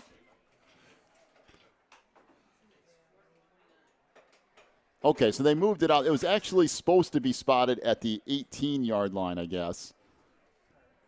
So that would be a gain of about 11 on that run. They moved it up late, and then Wilmington declined the penalty. So Brock Bolzer back deep for the Cats at midfield. As the Pirates get set to punt it away, Wilmington should get very good field position here. Decent snap. And this kick by Herzog is a beauty. It's going to roll all the way down inside the 35 to the 33-yard line. Would have been a good idea to fair catch that thing. That's a 50-plus yard punt. Yeah. And I'm not really exactly sure why Bolzer's not catching it. I mean, it could have. It only dropped about 10 yards away from where he was standing. All he had to do was move over under it. And that's what the coaching staff's talking to him about now, just making sure you're in position to cut it off. But at any case, the Cats will have it 1st and 10 from the 34. First game of the year, and there's a lot of stuff, a lot of new faces, a lot of younger kids out there. So opportunity to learn some things here tonight in this first game of the schedule against a tough opponent. His handoff goes left side to Connor Dempsey. That'll pick up a couple of yards, bring up 2nd down and 8.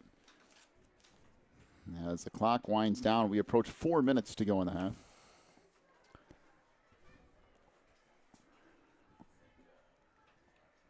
Nothing real consistent tonight by either team.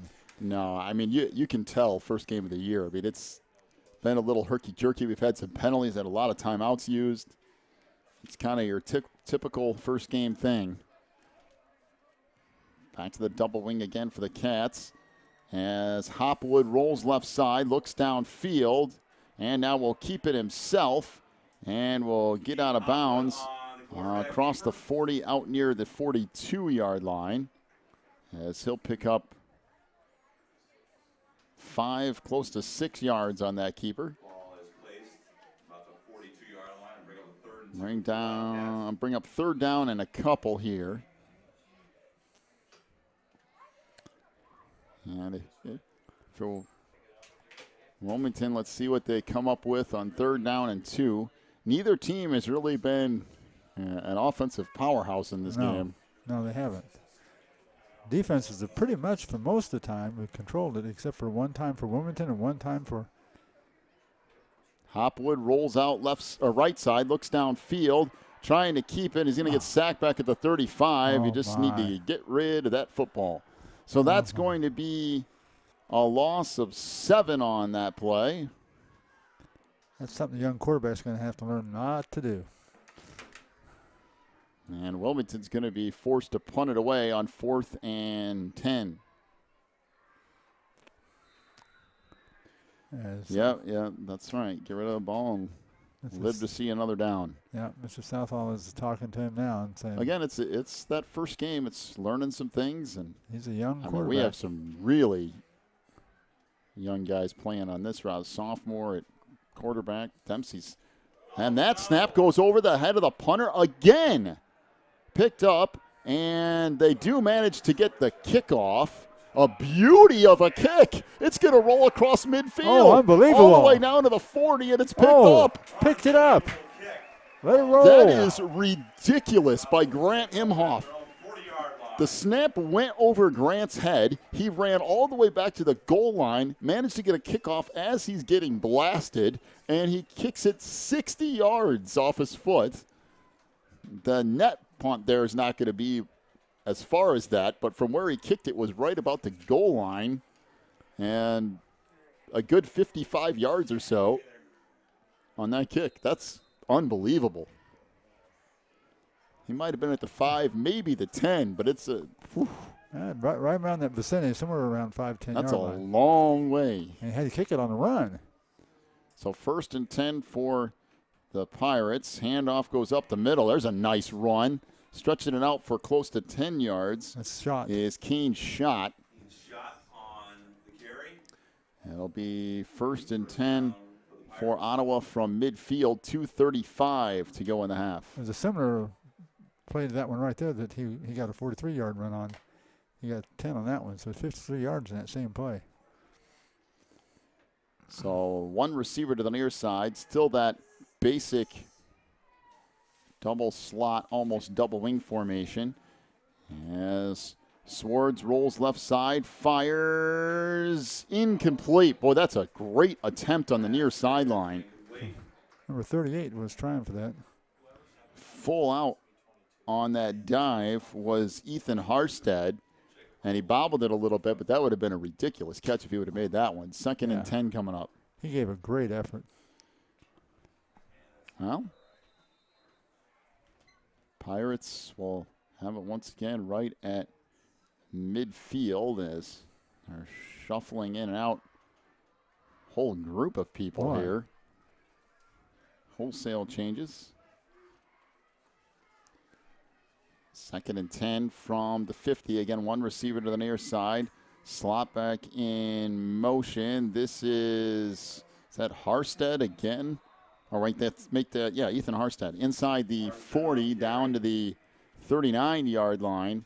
And a gain of 11 for Harstead. Boy, they're really rolling through Wilmington right now.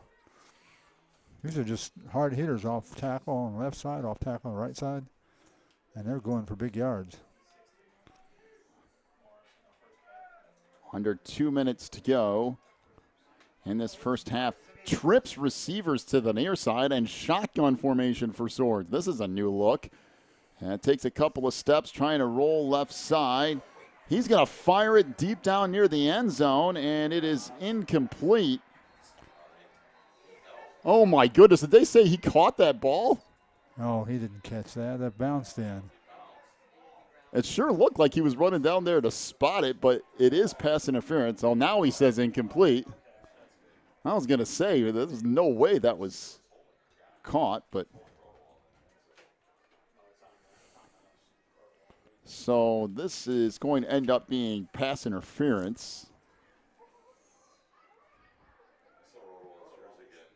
Decent arm by Swords. I'm telling you, I was watching him warm up, and they can put it down the field. He and number 80 as well, who's not listed as a quarterback. But, well, they're not listed on the thing as anything. They're normally an end. But he could throw it about 50, 60 yards on the fly and hit the guy on the run. So pass interference on Wilmington. And that will give Ottawa first down. So first and 10 from, well, they're still moving the ball. Down to the 25-yard line with 1:38 to go.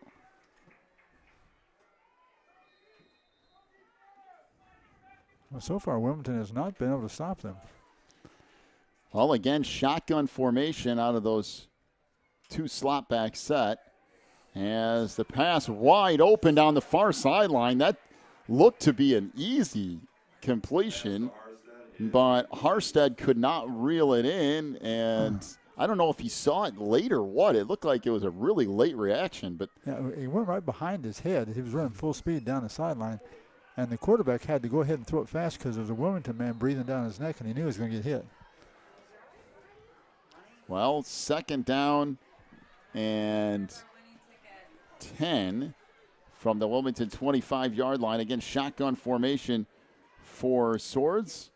One receiver to the near side, kind of moves back towards the middle, and now slot back in motion from the far side. Swords fires left side, intercepted, and a whole bunch of open field. 40, 50, 45, 40, a couple of blockers downfield, and Lombardi is tripped up at the 25-yard line of Wilmington.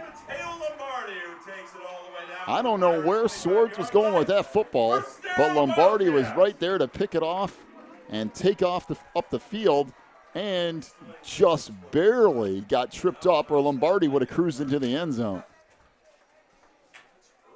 So now the Wildcats will have it first and 10 from the 25-yard line of Ottawa. Boy, that's a huge field position flip. By the way, I'm going to give a Little shout out to our halftime show.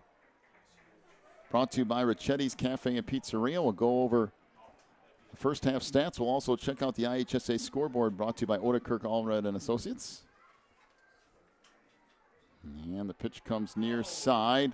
Lombardi trying to churn ahead. He's going to pick up a couple of yards, and that's it.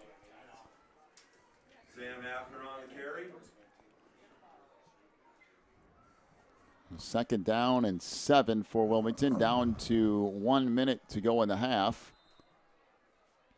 The Cats don't appear to be in any too big of a hurry here.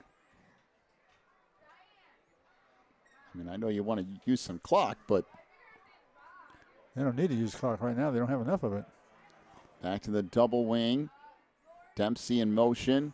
Hopwood jots back to pass. He's going to fire it down toward the end zone. It is tipped and falls incomplete. Intended for Lombardi as Hopwood threw that into double coverage. That was a dangerous pass. It'll bring up 3rd and 7 for Wilmington. Very fortunate that was intercepted. I really think they'd do better with him if you give him like a short 8 to 10 yard route and let the guy run with it. And if you're Wilmington, you also have a very young kicker. You would have to get a good chunk of yardage, I think, before you'd be comfortable with that. And we haven't had a whole lot of success there tonight kicking. So, well, the extra point and then the kickoff. The special team snaps have been a little bit errant tonight. So back to the double wing, down to 3 seconds to go on that play clock. And Hopwood drops back to pass. Setting up a screen, caught by Jones inside the 20, down to the 15, 10, 5. Jones runs through a defender down to the 2. And Wilmington will have it 1st and goal from the 2. A gain of 20 yards on the screen pass to Josh Jones. That's what I was talking about. Give him something short. Cats. Something he can get some confidence with. 1st and goal from the 2, 23 seconds and counting. Wilmington has 1 timeout remaining. And is this Dempsey off the left side? He is in for the touchdown with 13 seconds to go in the opening half. Boy, that's some good stuff there from Wilmington offensively. Nice screen pass to Jones. The Cats shoved the ball in the end zone. And the handoff to Connor Dempsey, actually the short little pitch. And now Wilmington will have the lead, presumably, going into the half. Although as weird as this first half has been, who knows? Now let's see what happens on special teams. John Golson out there to hold. Trey Shaw to kick. And somebody's ridiculously offsides. That's got to be, I think that's Joey Owens, who is about 3 steps into the backfield. And now Wilmington's going to go for 2. Well, okay. So the Cats will have the ball at basically the 1.5 yard line. And they'll go for 2 here. Interesting to see what Wilmington comes up with.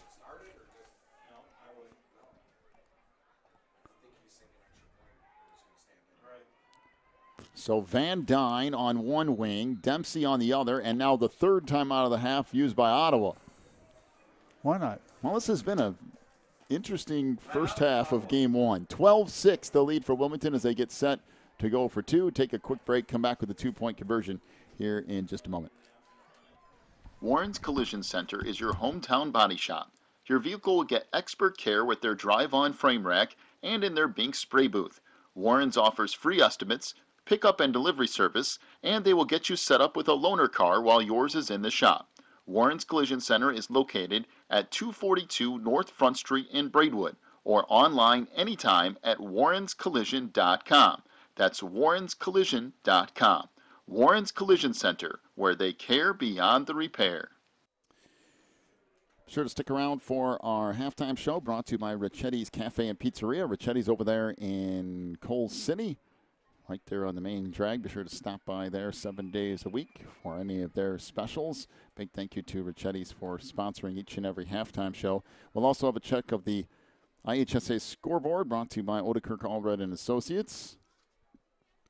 And we'll look at the first half stats, get you set for the second half as well. What's turned out to be pretty good first half for an opening week. We've seen some strange things tonight, but overall, the football has been pretty good. Strange is that's one way to put it. Some really strange things. All right, so the Cats are going to go for 2 here, up 12-6. Hopwood under center, trying to draw Ottawa offside, it looked like, and somebody did move. Now they'll wait real late, and it goes to Dempsey, who just walks in. Well, that was an interesting method, as Hopwood just kind of did a long hard count and eventually handed it off to Dempsey, who cruised in. 2-point conversion is good. 14-6 the lead for Wilmington. 12.7 seconds to go in the half. Take a break, come back with the kickoff here in just a moment. Teresa's Family Styling Salon in Wilmington is an all-ages salon that will style your hair for that special look. They offer cuts, perms, and coloring for any fashion. They also carry Paul Mitchell and Brocato products. Teresa's Family Styling Salon is located in the Southgate Plaza in Wilmington, and you can call for an appointment at 815-476-1955. That's 815-476-1955.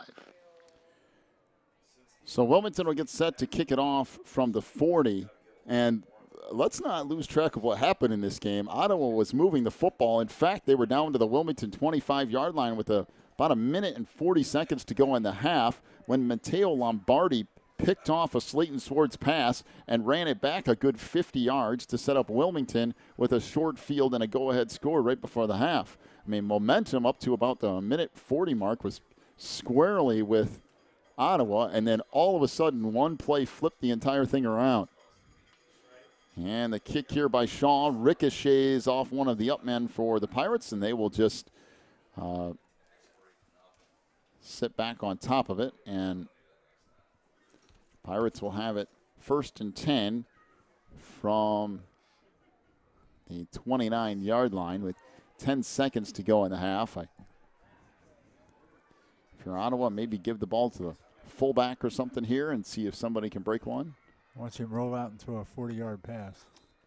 Well, I don't think you want to risk a pick six at this point, but I think they're just going to go ahead and take a knee more than likely. But I think that's what they should do. I wouldn't guarantee it. I'd make sure to wait for them to do that. And now they are. There is that knee, and we'll end the first half. Interesting first half of play. 14-6 is the lead for Wilmington, with that first half clock finally drawing to a close. Welcome into our halftime show, brought to you by Ricchetti's Cafe and Pizzeria. Ricchetti's right over there in downtown Coal City. Be sure to stop by there 7 days a week for their specials. We appreciate them sponsoring not only the halftime show, but the archive page once again here on the Christian Internet Sports Network. Take a break, come back with your first half stats. Do that in just a moment on the Christian Internet Sports Network. Ricchetti's Cafe and Pizzeria in Coal City is all about relaxing with family and friends while sharing an authentic Italian festival of food. They are the home of the Chicago-style deep dish pizza, but they also have a full menu, including pastas, burgers, salads, and more. Check out all of their daily specials, too, online at ricchettis.net.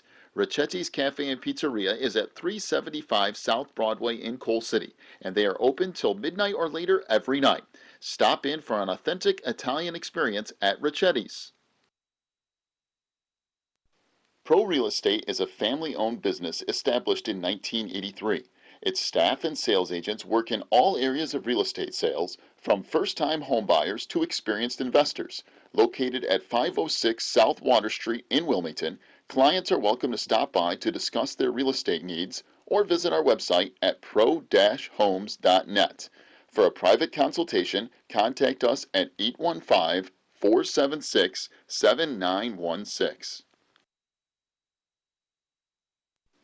Breezer Construction Company is a proud supporter of Wilmington Wildcats football on the Christian Internet Sports Network. For over 40 years, Breezer Construction Company has led the way in providing quality construction to the industrial, utility, and pipeline industries. For more information on Breezer Construction Company, go to breezerconstruction.com. That's breezerconstruction.com. or call 815-521-0900.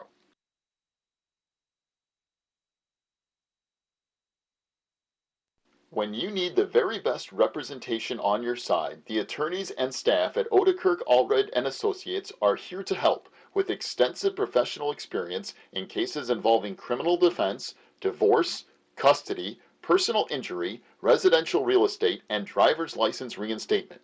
Odekirk Allred and Associates and its diverse team is prepared to commit personalized attention and aggressive representation to achieve positive outcomes for your most stressful legal issues. Odekirk Allred and Associates has a team of highly skilled attorneys from the area, including Wilmington locals. Odekirk Allred and Associates takes pride in its communication skills and unmatched reputation for success. Contact Odekirk Allred and Associates at 815-740-1700 or stop by their new office location in Wilmington at 1095 South Water Street for your free consultation today.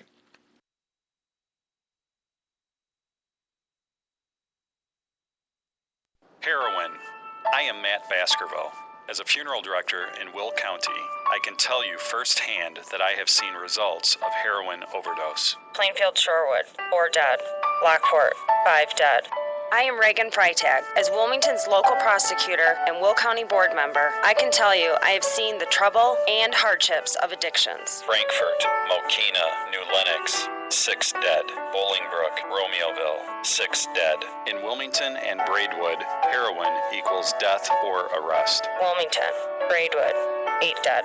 Thanks to efforts of our local police departments, that number has dropped from 8 deaths in 2015 to 2 deaths so far in 2016. If your family, your friend, or you are suffering from heroin addiction, there is help. Please call 815-476-1660 for more information. Help is only a phone call away. This ad is brought to you by the Wilmington Coalition for a Healthy Community in partnership with ONDCP and SAMHSA. Back here on the Christian Internet Sports Network as we move on to the Ricchetti's Cafe and Pizzeria halftime show. 14-6 is the lead for Wilmington here over Ottawa. So tough week one matchup for the Cats. As we get set to look at your first half stats, and then we'll take a look at the scoreboard here in just a little bit. First of all, for the Ottawa Pirates, rushing the football in that first half, Slayton Swords, 1 carry for -6 yards. That's actually on a sack. Matt Snyder ran the ball 2 times for 13 yards. Joey Owens, 1 carry for 1 yard. Jared Herzog ran the ball 4 times for 10 yards. Ethan Harstead, 5 carries for 31 yards. Kane Schott ran the ball 3 times for 56 yards. Ottawa, 16 rushing attempts, 105 yards in that first half. Slayton Swords through the air was 1 of 3 for 16 yards, 1 touchdown, and 1 interception. His one pass caught by Kane Schott on a 16-yard touchdown reception. And, of course, he was picked off toward the end of that first half by Matteo Lombardi, who returned it about 50 yards to set up Wilmington's go-ahead score toward the end of the half. For the Wilmington Wildcats, actually, I forgot to add that all up. 105 yards on the ground, 16 through the air, 121 yards of offense for Ottawa in that first half.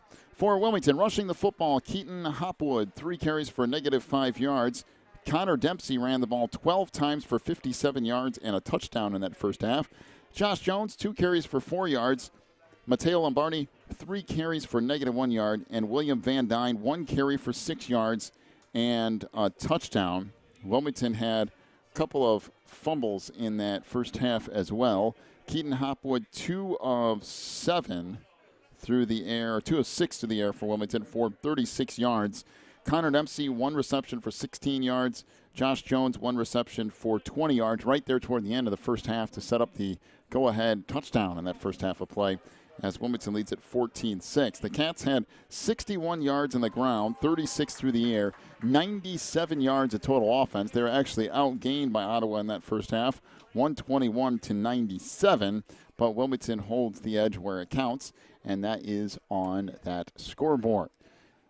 Just about 11 minutes to go before the start of half number 2. Wilmington leads this game at the break, 14-6, as both teams have actually played a tough first half of football. The problem is for Wilmington, the real hard part was special teams snapping the football. That's been a little bit rough, to say the least. To go along with that, we had a bunch of flags. We had every timeout, I think, on both sides. Wilmington might have had one timeout left used. We had a 10-minute conversation over where the ball should be spotted for a while. And after all of that, it's almost 9 o'clock, and we haven't even started the second half of football. Yeah. So, well, and you have to put it in Wilmington's yards gained, too. You would put the 50-some yard return would actually be yards gained as well. That wasn't put on their total offensive yards, but we don't usually do that. So at the half, 14-6 is the lead for Wilmington over Ottawa. 7:15 on that clock, just about 10 minutes for the start of half number 2. We'll take another break. When we come back, we'll take a check of the IHSA football scoreboard brought to you by Otakirk Allred and Associates. We have a full slate of games to catch you up on here in just a moment. This is the halftime show brought to you by Ricchetti's Cafe and Pizzeria over there in downtown Coal City. Stop by 7 days a week for their specials and tell them thank you for sponsoring the broadcast here tonight. Back with more on the halftime show in just a moment here on the Christian Internet Sports Network. Quigley Technology Services is your local source for computer help. They have built numerous websites, including ours, here at the Christian Internet Sports Network. Quigley Technology Services also specializes in virus removal, so your computer will get back to full speed now. And you can trust them for first-class computer repair, including free local pickup and delivery, plus on-site service, including after hours. Contact Quigley Technology Services at 815-293-7844 or stop by at quigtech.com. That's QUIG tech.com. Phelan Acres Bible Church is the perfect place if you are looking for a church to call home. They have services every week, including Sunday school at 9:45, morning worship at 11, and Wednesday night prayer meetings at 7. Phelan Acres Bible Church is located at 26009 Willow Lane in Wilmington, Illinois. And for more information, call 815-476-7818. That's 815-476-7818.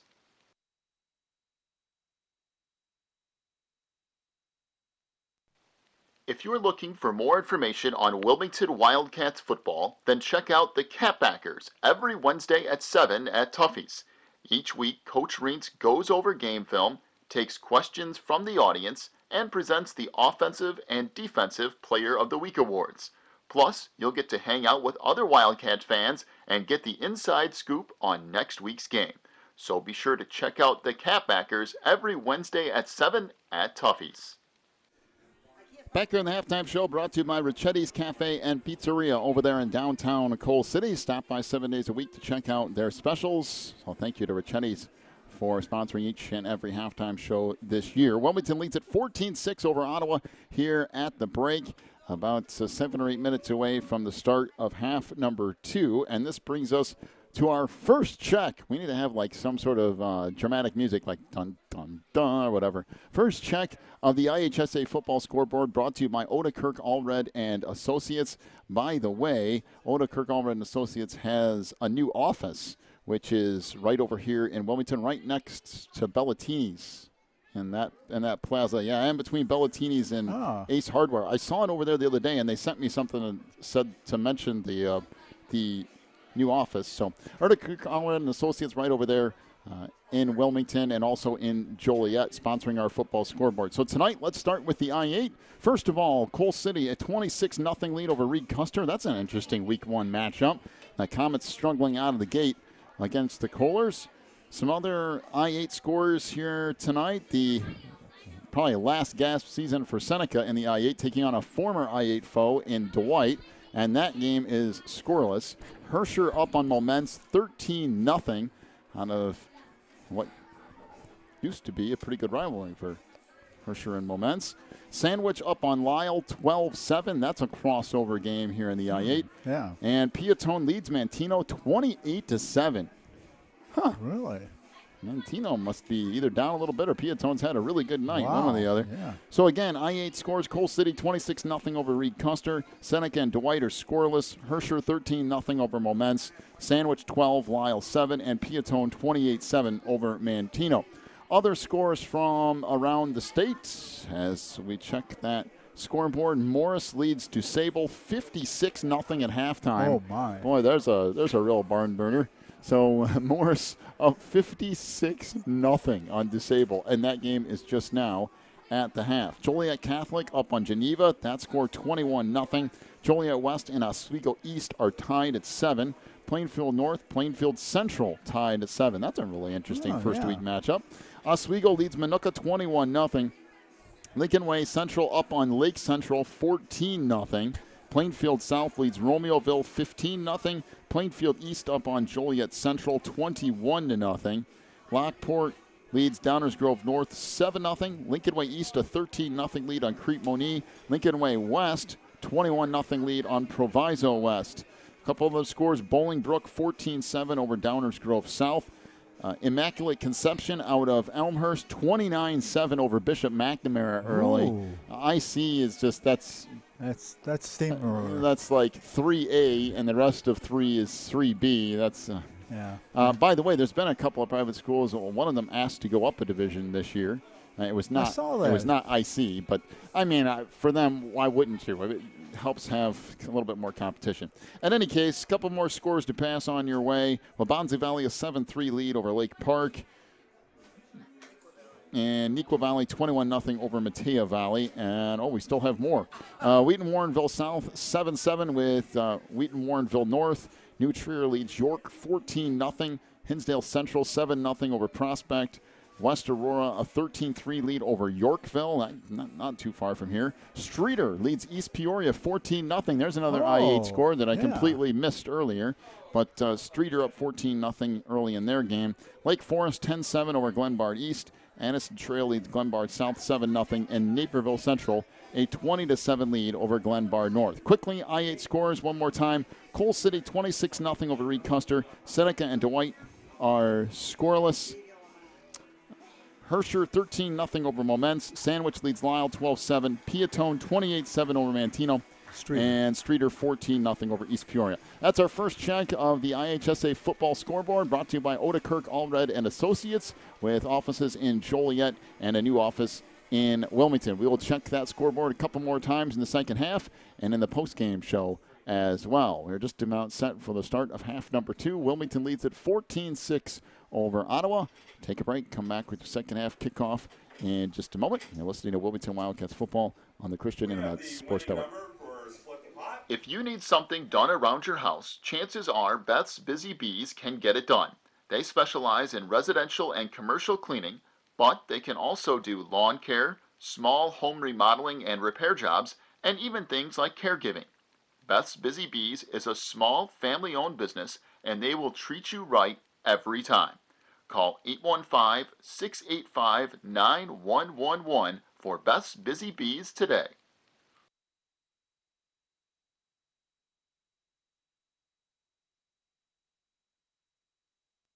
Warren's Collision Center is your hometown body shop. Your vehicle will get expert care with their drive-on frame rack and in their Bink spray booth. Warren's offers free estimates, pickup and delivery service, and they will get you set up with a loaner car while yours is in the shop. Warren's Collision Center is located at 242 North Front Street in Braidwood, or online anytime at warrenscollision.com. That's warrenscollision.com. Warren's Collision Center, where they care beyond the repair. What's up, man? Good to see you're here. Do you want a beer? No thanks, I don't drink. Oh, come on, relax. Have some fun. Everyone else is drinking. We have a lot to do tomorrow, and I can't be all hungover from drinking. Yeah, I'm having enough trouble with school, and sports, and clubs, and so much stuff. I don't have time to be worrying about if I got caught drunk. Come on, man. This will help relax your mind and worries, and you'll have a good time. Oh, man, cops. Run. We better book it out of here. I'm so glad we weren't stupid and didn't drink. I know, right? The Wilmington Coalition for a Healthy Community is committed and proud to bring programs and resources to help area residents. Our mission is to build a safe, productive, and substance-free community through these programs. The issues and problems that come with alcohol and drug abuse are very real, and the effects can be devastating. If you or anyone you know is in need of help, please call 815-476-1660. Help is only a phone call away.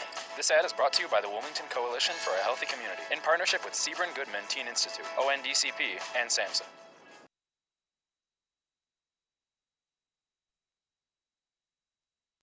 Teresa's Family Styling Salon in Wilmington is an all-ages salon that will style your hair for that special look. They offer cuts, perms, and coloring for any fashion. They also carry Paul Mitchell and Brocato products. Teresa's Family Styling Salon is located in the Southgate Plaza in Wilmington, and you can call for an appointment at 815-476-1955. That's 815-476-1955.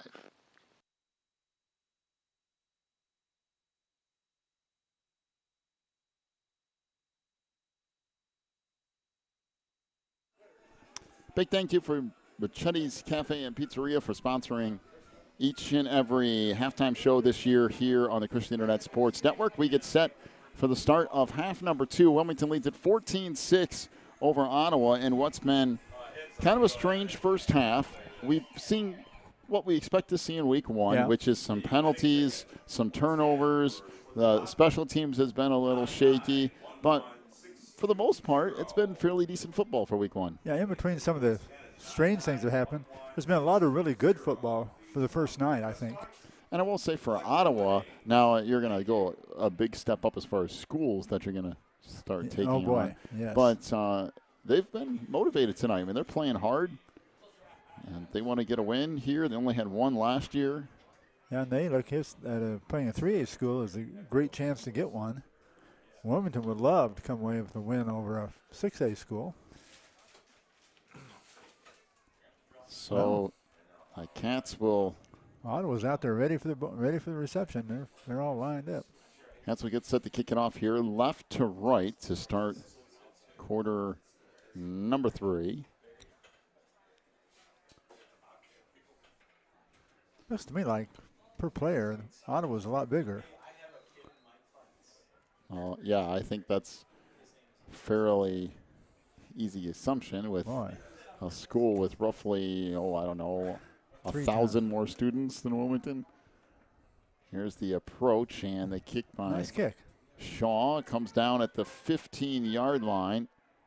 And this returned up the far side across the 35 to the 38-yard line by Joey Owens. And a nice return for Ottawa. Have 1st and 10 from their 38. We'll see kind of adjustments Wilmington makes on both sides of the football.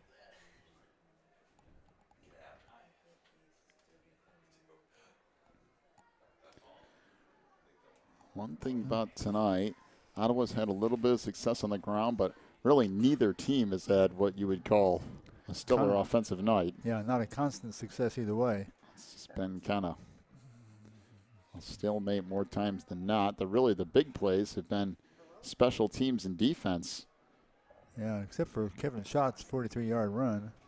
You're right. The rest of them have been just special teams and defense. So one receiver to the near side off of that double wing. Handoff goes far side, and that gets wrapped up for a loss. The handoff went to Ethan Harstead. He'll lose a couple on that play. Josh Jones out there along with 2 or 3 other Wildcats.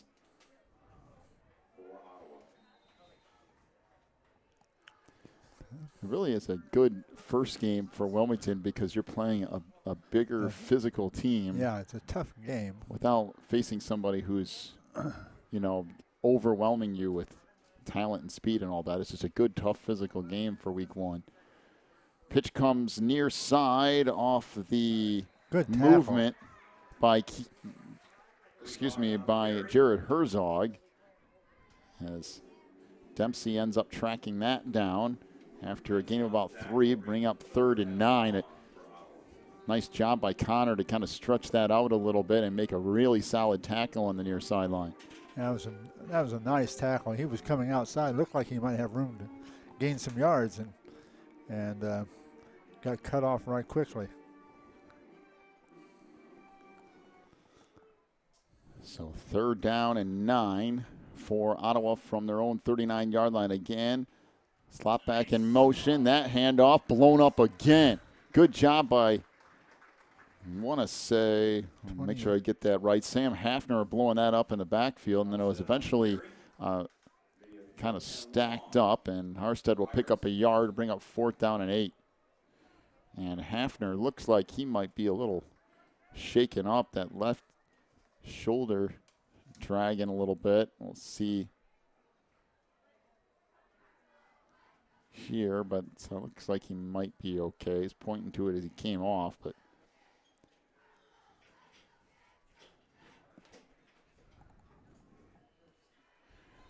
Brock Bulls are back deep, and we have delay of game.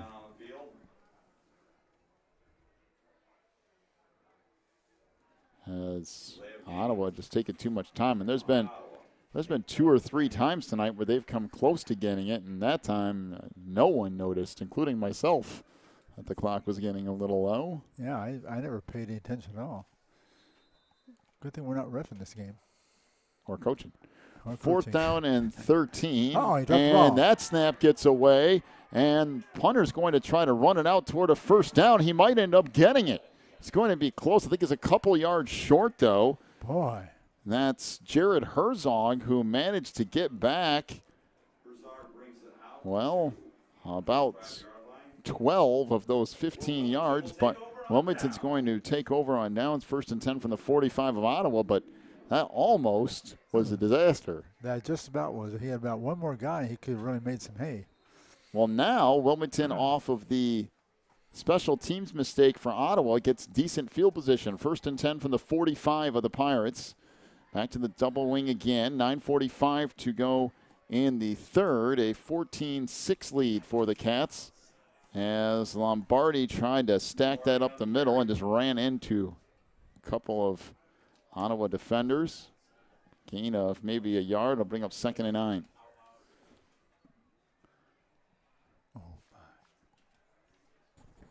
Dempsey.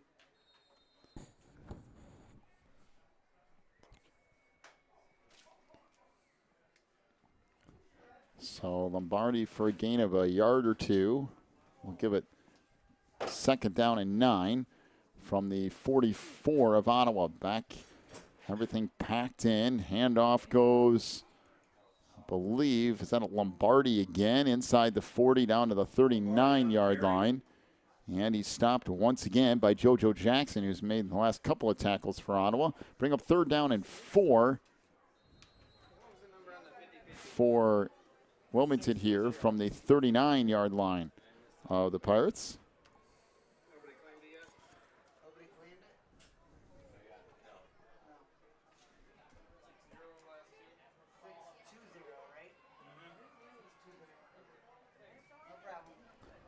So 3rd down and 4. Pitch goes to Dempsey.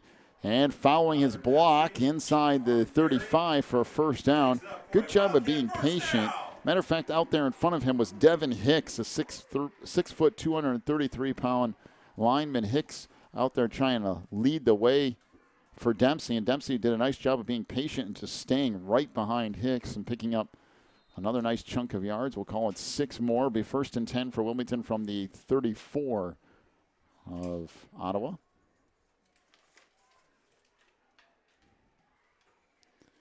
Again, double wing for the Cats.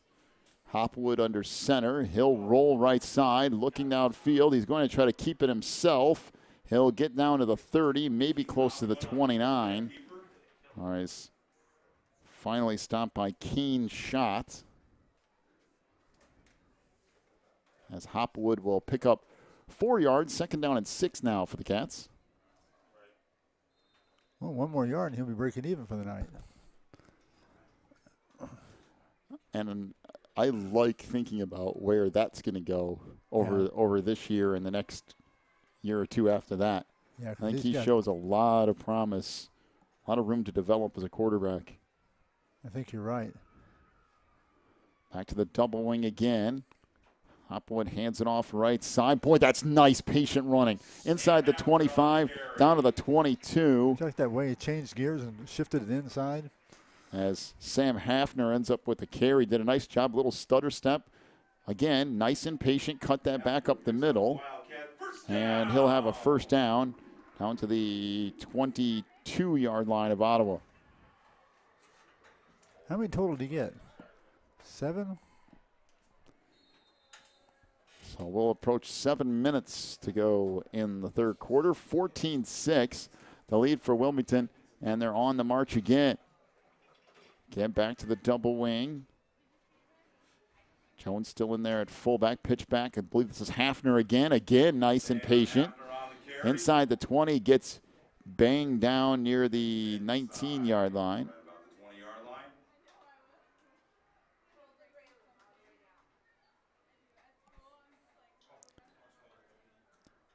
So give it a gain of about 3 yards on that run. Sam doing a really nice job, like you said, running behind his box. Being patient and therefore not losing yards, but gaining good solid yards. So Lombardi checks in here.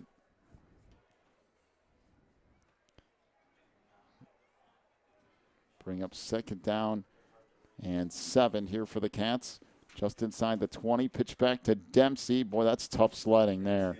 Pirates did a nice job of stacking that up, just kind of throwing everybody off the right side of that line. Connor might have gotten a yard. It'll bring up now 3rd and long, call it 3rd and 6. Talking about kind of stacking it up. I think they had 5 white helmets on that play right there. They just really poured them in there. Well, one thing this drive has done for Wilmington, it's chewed up a lot of clock, kept your defense off the field. Now down into the red zone. The key here for the Cats is getting points off of drives like this.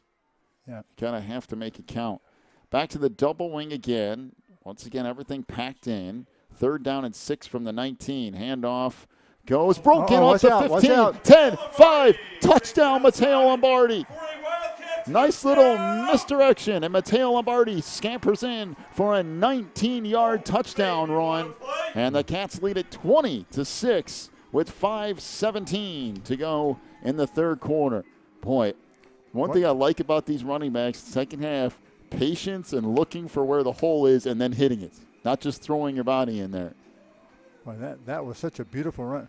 Great handoff by the quarterback. Beautiful run off right tackle. And you're right, that misdirection had everybody going the other way.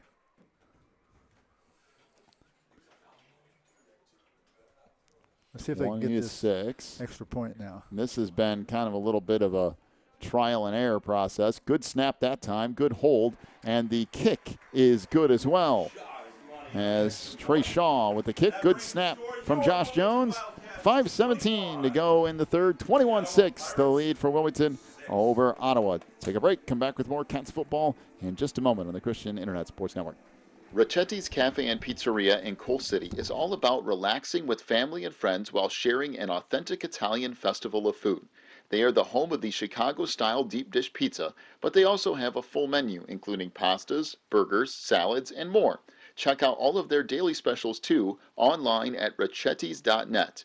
Ricchetti's Cafe and Pizzeria is at 375 South Broadway in Coal City, and they are open till midnight or later every night. Stop in for an authentic Italian experience at Ricchetti's. Pro Real Estate is a family-owned business established in 1983. Its staff and sales agents work in all areas of real estate sales, from first-time homebuyers to experienced investors. Located at 506 South Water Street in Wilmington, clients are welcome to stop by to discuss their real estate needs or visit our website at pro-homes.net. For a private consultation, contact us at 815-476-7916. 5:17 to go in the third. 21-6 is the lead for Wilmington here over Ottawa. The Cats will get set to kick off left to right. Beautiful run by Matteo Lombardi to get that last score, and nice and patient by Matteo. We saw Hafner earlier in that series make a nice run. That was just a great illustration. of how you run the ball. So Shaw approaches. This is going to be a shorter kick again. Bounces at the 25, kicks backwards. Almost took a dangerous bounce for Ottawa as the ball will be down at the 29-yard line. Ottawa takes over at their own 29-yard line. So Matt Snyder ends up on top of that to down it at the 29. We'll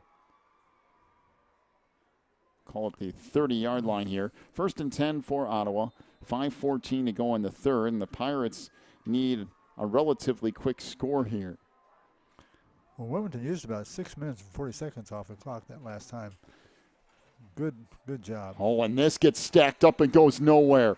That is very good interior defense for the Cats. Absolutely nowhere to go for a Keen shot. He'll lose a yard or two. And that Wilmington defensive line, 5 or 6 back there to hit shot. It's been fun tonight to see the growth just from first quarter to here. Yes, it has. The defensive unit so far, the second half, is playing much better together now. One receiver to the far side. Now we go that offset two-back backfield and the slot back in motion. Handoff near side. That goes nowhere. That 29. Good stop. As Jared Herzog on the carry, he'll end up getting a yard maybe. Josh Jones back there to kind of blow things up again. You got a half a yard. I like what I'm seeing out of this Wilmington defense. Oh, yeah. Here in the third quarter. Yeah, it's been really good defense. Good pursuit of the football. Oh, that was Josh Jones who got through back there and got him around the ankles. Boy, he did a nice job of getting in there. Under 4 minutes to go in the third. 3rd down and 11 for Ottawa. Trips receivers to the far side. Shotgun formation for Swords. He'll roll right side. Almost got sacked. Swings it back near side and incomplete. Boy, good pressure on the quarterback by Keith Lemaster, who got in and laid a he just had to get rid of the ball. He knew he was going to get smacked. Caused the ball to be overthrown. Well, now Wilmington will get the ball back again in what should be halfway decent field position. Pulser back there at his own 35-yard line. Okay. I mean, Wilmington has had good textbook defense this second half. Nope, no mistakes, it didn't seem like. Well, they have not left any room for Ottawa to operate, that's for sure. 4th down and close to 11. The kick here by Jared Herzog. Halfway decent punt. And we'll be down at the 40 of Wilmington. Wilmington will take over at their own 40-yard 3:40 to go here in the third quarter. 21-6 is the lead for Wilmington. Give us a moment here to check the IHSA football scoreboard, brought to you by Odekirk Allred and Associates with offices in Joliet and Wilmington. A quick check of the IA portion of that scoreboard. Coal City leads Reed Custer 33-0 tonight.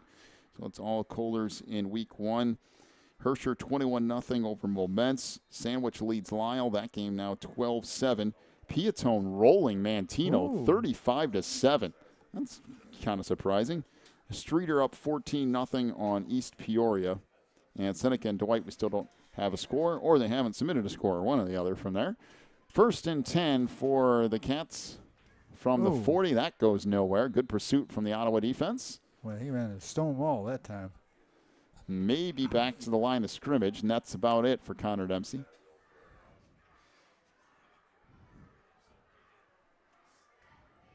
Last 2 times Connor has carried the ball, he's got a total of 1 yard. Not been easy going out there at times. Well, and now if you're Wilmington, that conservative style of offense will suit you just fine the way your defense has been playing. Down to 3 minutes to go in the third.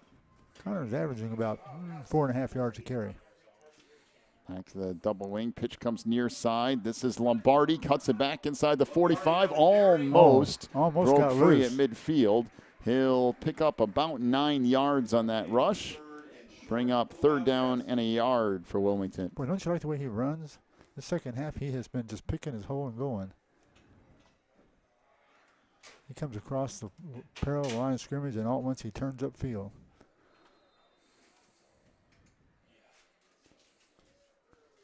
They got about a half a yard to go for a first down here. Third down and a yard for Wilmington.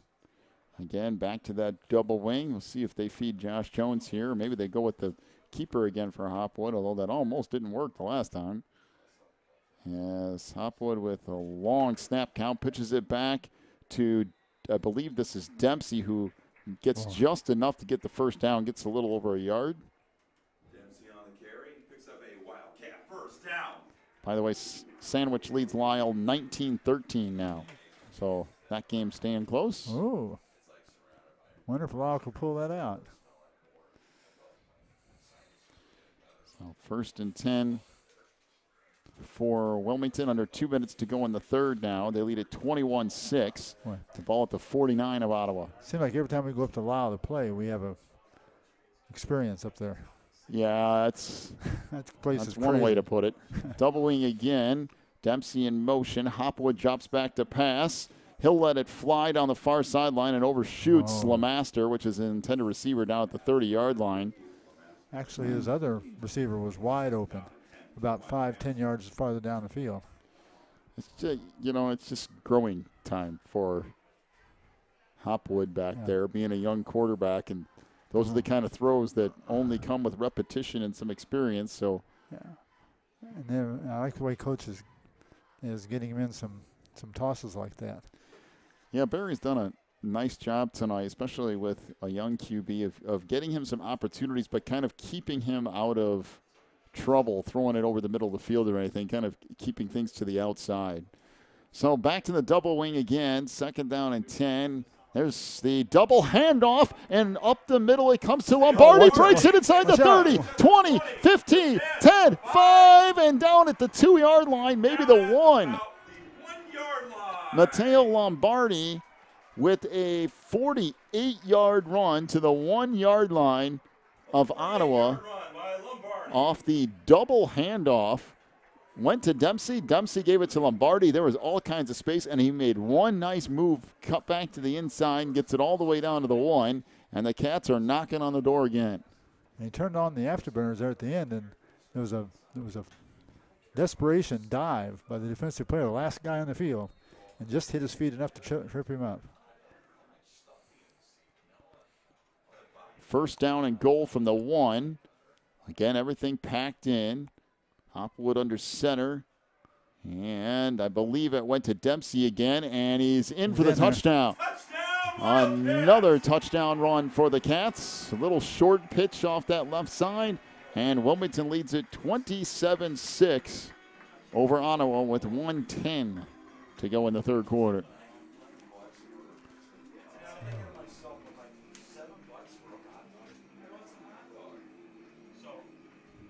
Well, Ottawa's getting to experience what a lot of teams do, and that's first half is one thing, adjustments in second half is something else. Coach is really usually good at adjustments at halftime.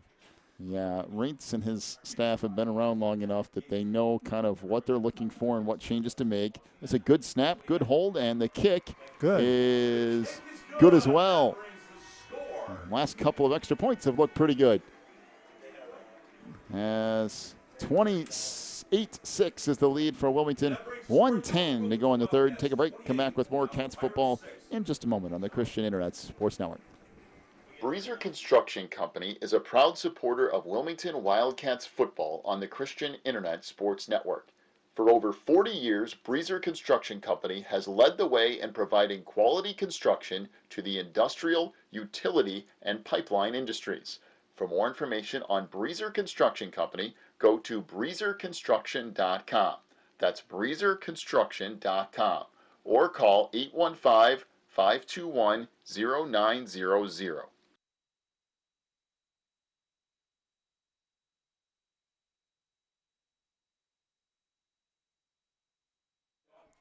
28-6 is the lead for Wilmington here with 1:10 to go in the third quarter.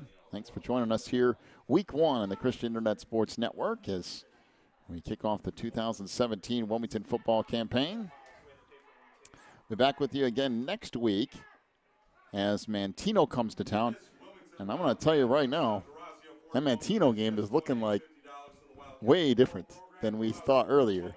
Manteno is absolutely getting rolled by Piatone, 35-7. So that might be interesting next week. And then Westmont comes to town week 3. We can't find the score in Westmont tonight. Well, Manteno is getting pretty much shellacked by Piatone. That's the next opponent for Wilmington is Manteno week 2. Week 3 is Westmont, who hasn't perennially been a superpower. As this picked up at the 23-yard line as Joey Owens returns it out across the 30, showing some decent speed. And returns it to the 31-yard line. Well, this Wilmington defense back on the field, and it's been a good one here in this second half tonight. Some nice plays up front for Wilmington defensively. On that line, Blake Geis, 6'3", 250-pound senior. One of the captains. Also Mason Van Dyne at 5'11", 180 on that defensive line. As rolling right side of Swords fires a pass caught by Owens, and then that gets blown up right away at the 35-yard line. So a gain of 4 yards.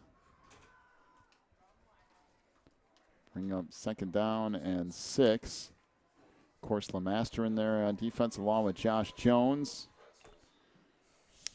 We have some different numbers, too, for the Cats that I don't have. There's a 17 and a 54, of which I don't have. John Golson in there on defense tonight. Lombardi, Dempsey. Do you happen to see who caught that ball? Okay. Cameron Harbor playing a lot of defensive snaps tonight for the Cats.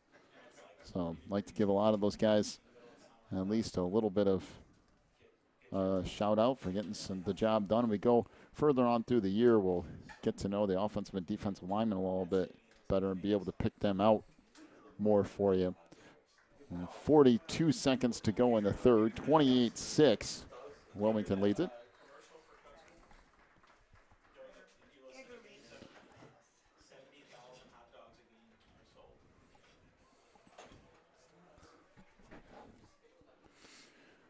All right, and that was Owens who was cramping up on the far sideline. They got him off the sideline, so it'll be second down and 6 from the 35 of Ottawa. Slayton Swords still in there at quarterback for the Pirates. Back to that 2-back set with one slot back who goes in motion now for Ottawa. Handoff goes right side. Good chunk of yards there on second down. Harstead carries it for about 5 yards or so. Connor Dempsey on the tackle for Wilmington. That was a good run off right tackle. And that will do it for the third quarter. 28-6 is the lead for Wilmington at the end of 3. We'll take a break, come back with quarter 4 here in just a moment. You're listening to Wilmington Wildcats football on the Christian Internet Sports Network. When you need the very best representation on your side, the attorneys and staff at Odekirk Allred and Associates are here to help with extensive professional experience in cases involving criminal defense, divorce, custody, personal injury, residential real estate, and driver's license reinstatement. Odekirk Allred and Associates and its diverse team is prepared to commit personalized attention and aggressive representation to achieve positive outcomes for your most stressful legal issues. Odekirk Allred and Associates has a team of highly skilled attorneys from the area, including Wilmington locals. Odekirk Allred and Associates takes pride in its communication skills and unmatched reputation for success.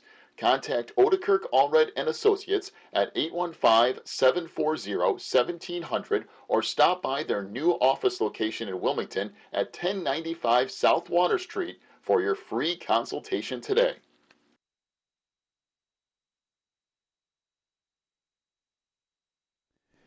$28-6 is the lead for Wilmington as we head to the beginning of quarter number 4. The Cats had had a little bit of a slow start tonight, although it was the first game of the year. A lot of younger players, players in new positions and all that good stuff.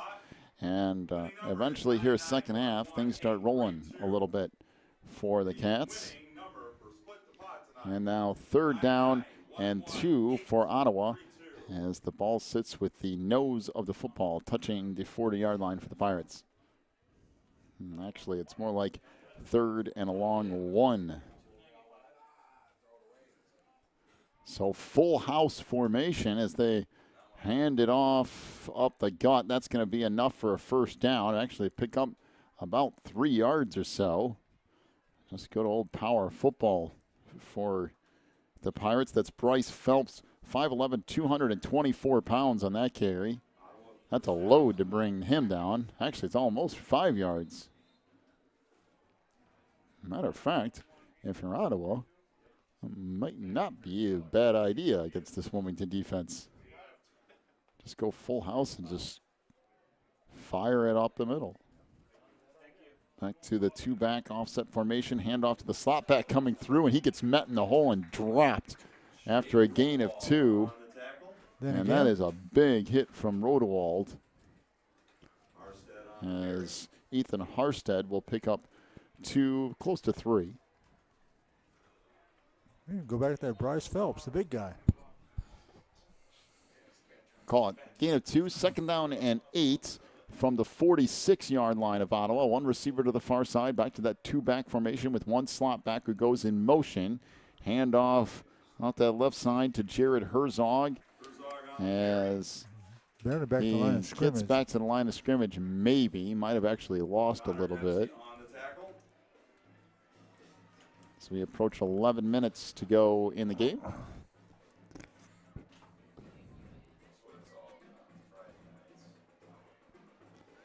And Ottawa trying to figure out something offensively here.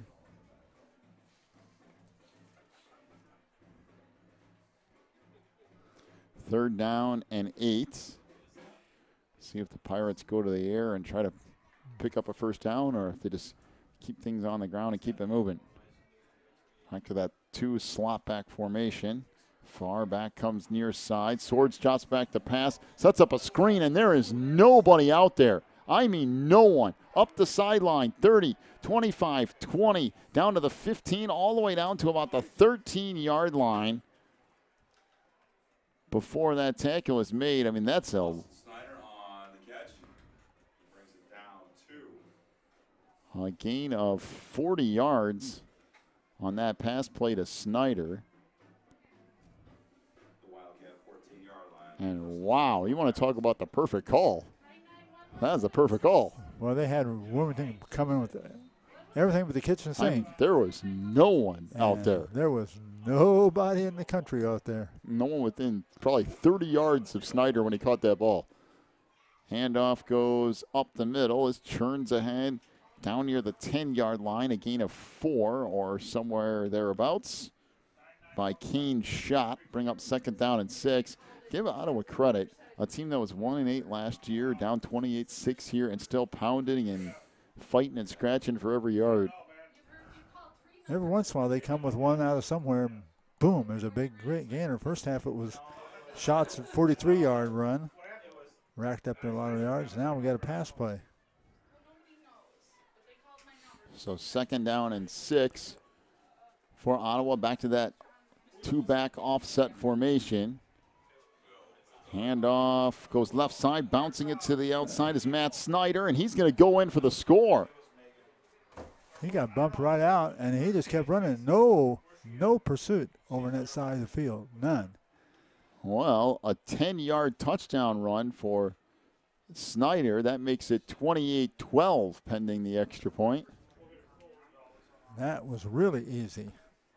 After all those praises we heaped on the defense. Boy. All of a sudden, it's like Wilmington just went to sleep. Yeah, it's almost what it's like. Yeah. It's hard to believe. So extra point upcoming here. Good snap, good hold. And the kick is good as well by Jared Herzog. So with 9:22 to go in the game, 28-13 is the lead for Wilmington over Ottawa. take a break. Come back with more Cats football in just a moment on the Christian Internet Sports Network. Quigley Technology Services is your local source for computer help. They have built numerous websites, including ours, here at the Christian Internet Sports Network. Quigley Technology Services also specializes in virus removal, so your computer will get back to full speed now. And you can trust them for first-class computer repair, including free local pickup and delivery, plus on-site service, including after hours. Contact Quigley Technology Services at 815-293-7844 or stop by at quigtech.com. That's QUIG tech.com.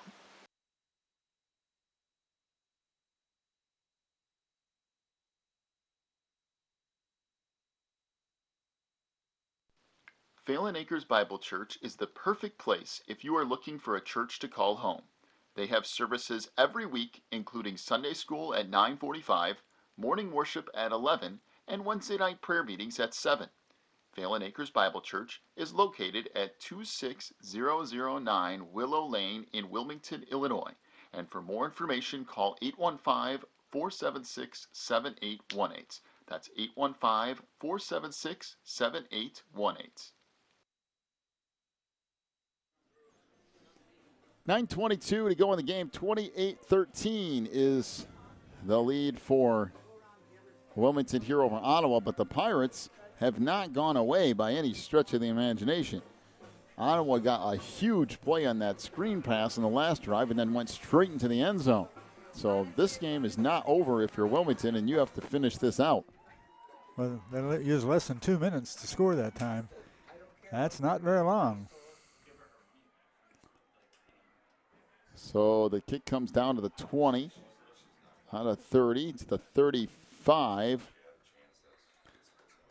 And finally wrapped up at the 36 or so. Be first and 10 for Wilmington right there. 9:14 to go in the game. Be sure to join us next week. Mantino will be right back here at Becker Field for a Week 2 matchup with the Cats. Week 3 will involve Westmont coming to town. By the way, Mantino is getting beat fairly badly by Piatone tonight. The Cats only have 3 road games all year. And one's Coal City, one's Reed-Custer. So first and 10 for the Cats as the pitch comes near side. Out to the 35-yard line it goes, but that's it. Now all of a sudden you see a little hop in the step of Ottawa. Connor Dempsey gets back to the line of scrimmage, and that's it. I'm telling you, if you're Wilmington, if you go 3 and out here, you better be careful because this game's far from over. Ottawa's still fired up about being in this. And again, when you went up 28-6, you have to slam the door. Yeah, you do. Connor's gotten 6 rushes for 8 yards in the second half. He's gone nowhere. So back to the double wing, and Lombardi churns ahead. He'll pick up about 4. It'll bring up 3rd down and 6. This is a big 3rd down for this Ottawa defense who's trying to get the ball back, down by 2 scores. Down by 3 scores at the beginning of the 4th quarter. Yeah, that was a little misdirection there again. Last time he went 47 yards for 1st and goal to go. This time he got 4.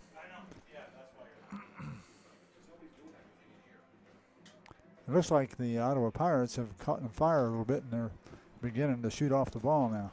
Down to 8 minutes to go in the game. 3rd down and 6 for the Cats from the 39. And Hopwood again gets stepped on and falls to the ground back at the 35-yard line. That's the second time tonight that Keaton has had some trouble getting out from under center. And just like that, Ottawa pulls off a stop, and hopefully not too many people went home already because this game is a long ways from over. Yeah, we're just barely used up 2 minutes of the clock. And now Ottawa gets the ball right back again.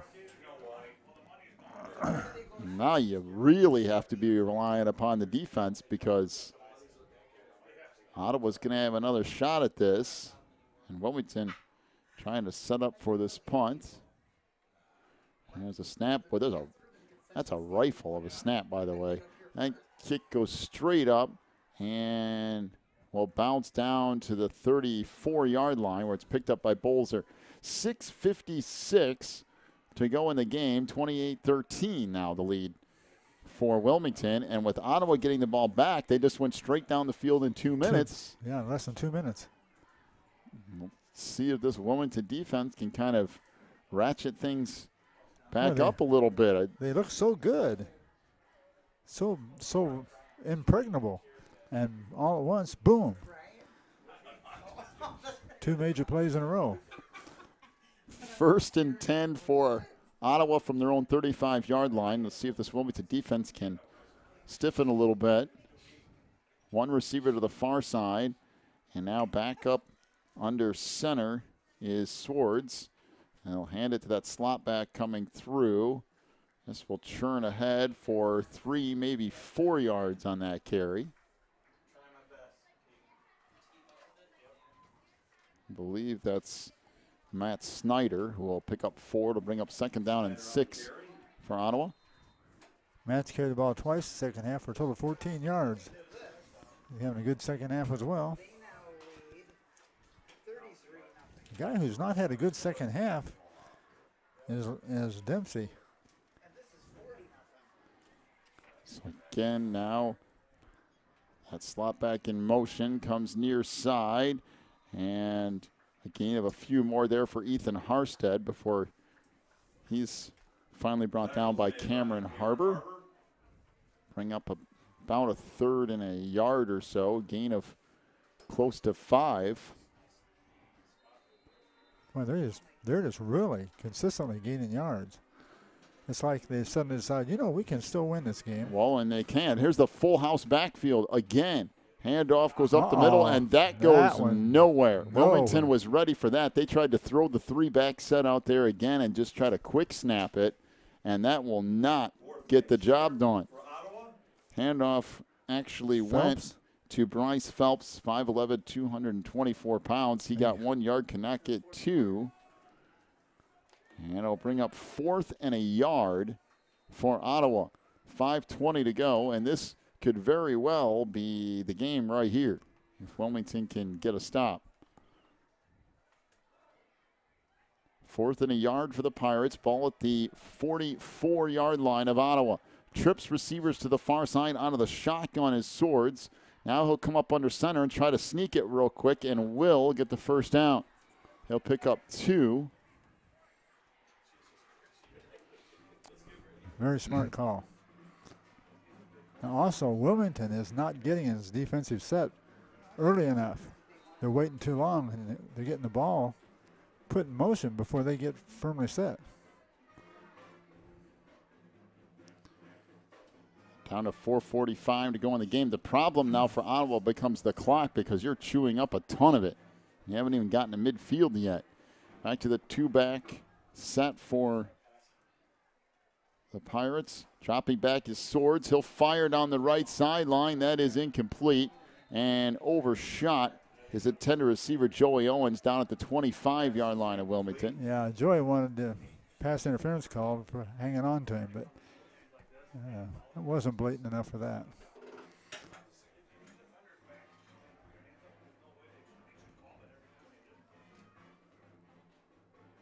So 2nd down and 10 for Ottawa.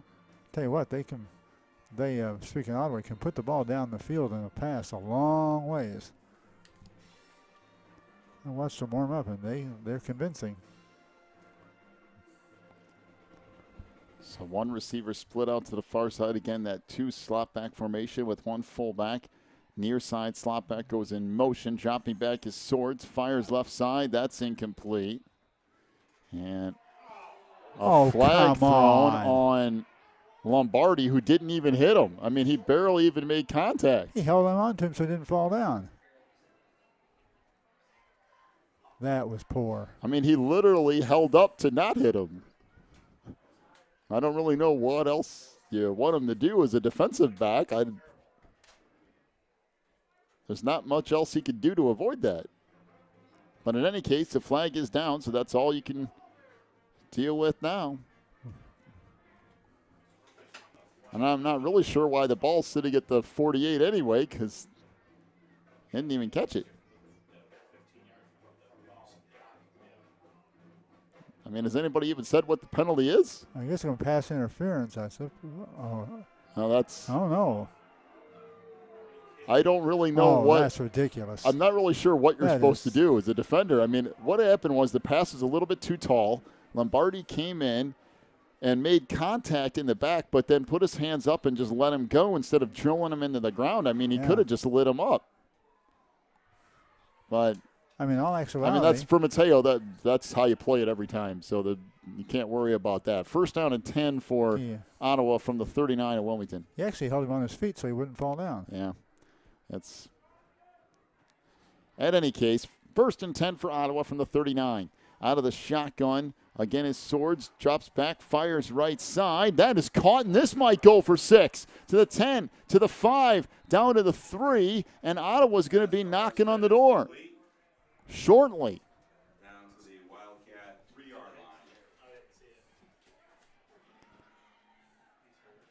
line. A gain of 37 yards on that pass play.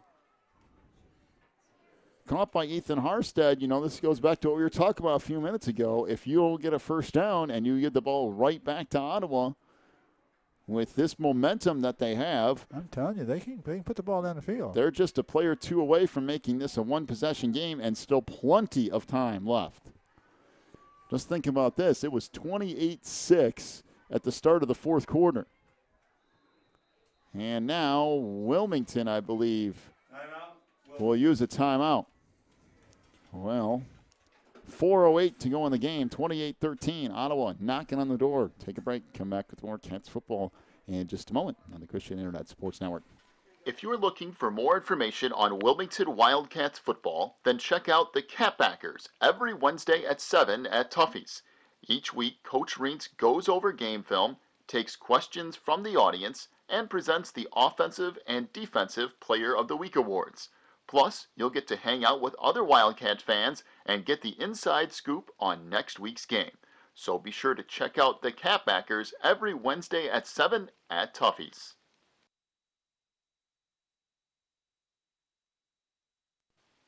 If you need something done around your house, chances are Beth's Busy Bees can get it done. They specialize in residential and commercial cleaning, but they can also do lawn care, small home remodeling and repair jobs, and even things like caregiving. Beth's Busy Bees is a small family-owned business, and they will treat you right every time.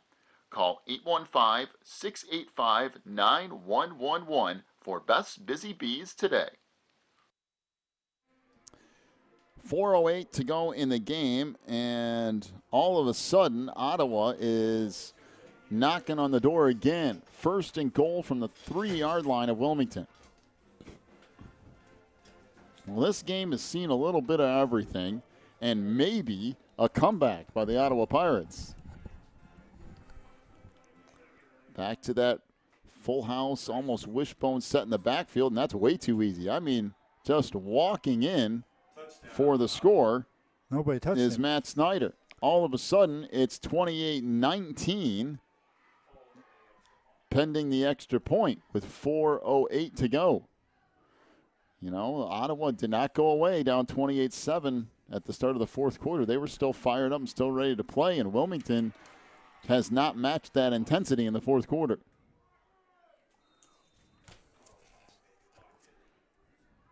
Good snap, good hold. The kick is good as well, and it's 28-20 with 4:08 left. Well, we'll take a break. Come back with more of the fourth quarter here in just a moment. Warren's Collision Center is your hometown body shop. Your vehicle will get expert care with their drive-on frame rack and in their Bink spray booth. Warren's offers free estimates, pickup and delivery service, and they will get you set up with a loaner car while yours is in the shop. Warren's Collision Center is located at 242 North Front Street in Braidwood, or online anytime at warrenscollision.com. That's warrenscollision.com. Warren's Collision Center, where they care beyond the repair.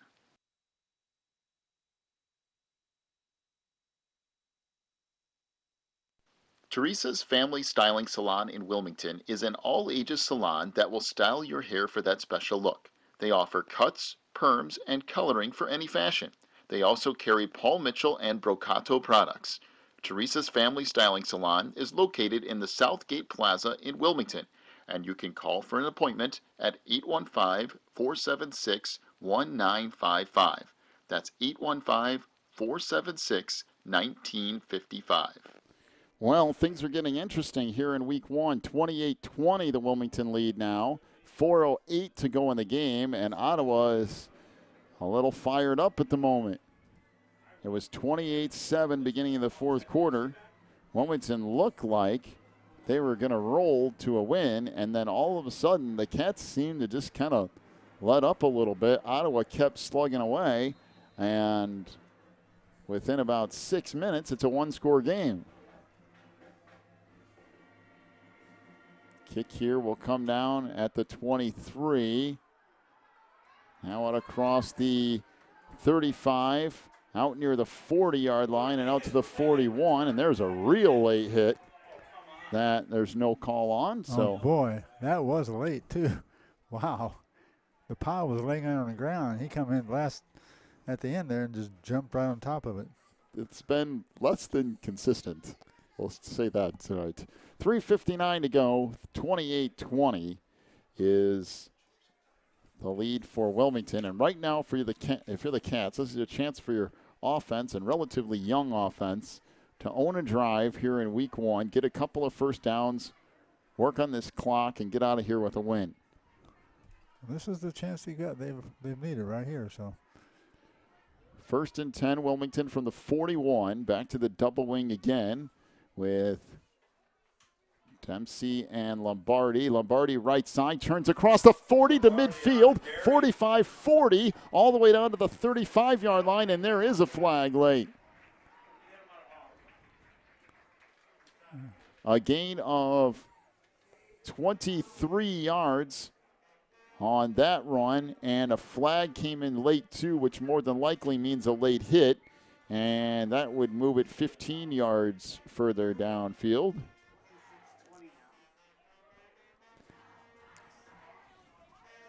And again, this is a good opportunity for Wilmington's young offense to put a drive together and put a game away. Personal foul against the Pirates. It is a personal foul against Ottawa. This is going to move the ball all the way down to the 23-yard line. With that run, Lombardi in the second half has 103 yards just in the second half.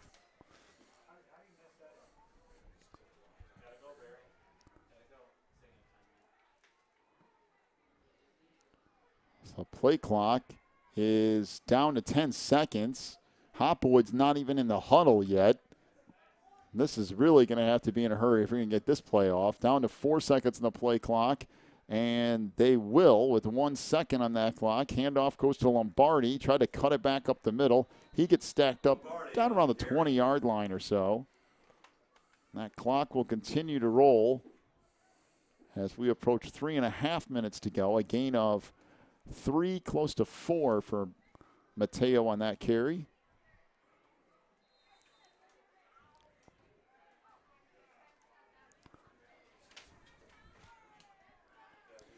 Ball at the 20-yard line of Ottawa.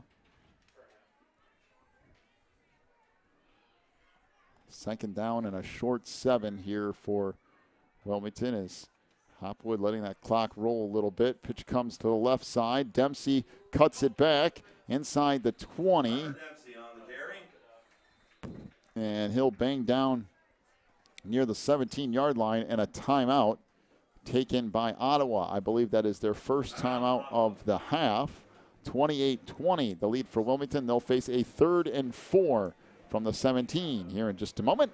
Be back with more Cats football right after this on the Christian Internet Sports Network. Racchetti's Cafe and Pizzeria in Coal City is all about relaxing with family and friends while sharing an authentic Italian festival of food. They are the home of the Chicago-style deep dish pizza, but they also have a full menu, including pastas, burgers, salads, and more. Check out all of their daily specials, too, online at racchettis.net. Ricchetti's Cafe and Pizzeria is at 375 South Broadway in Coal City, and they are open till midnight or later every night. Stop in for an authentic Italian experience at Ricchetti's. 3 minutes to go. 28-20 is the lead for Wilmington. Be 3rd down and 4 from the 17-yard line of Ottawa. Needless to say, this is a huge 3rd down for this Wilmington offense. There's one thing about Ottawa, if you make a stop here, you can use another timeout that will leave you with 1 remaining and force Wilmington to do something on 4th down. So back to the double wing, 3rd and 4 from the 17. And Hopwood rolls out to the left side, looking downfield, trying to get the corner. 15 to the 10, and Hopwood is going to have the 1st down, I believe. Yeah, I think he's got that. As he's going to pick up 8 yards on that run, and it will be 1st and goal from the 9-yard line of Ottawa. Well, that was big yardage that time, both for Ottawa and for Wilmington. That might have been the game right there if Wilmington can take it on in now. Well, and here's the thing. That went out of bounds, so that helps Ottawa big time because the Pirates have 2 timeouts remaining.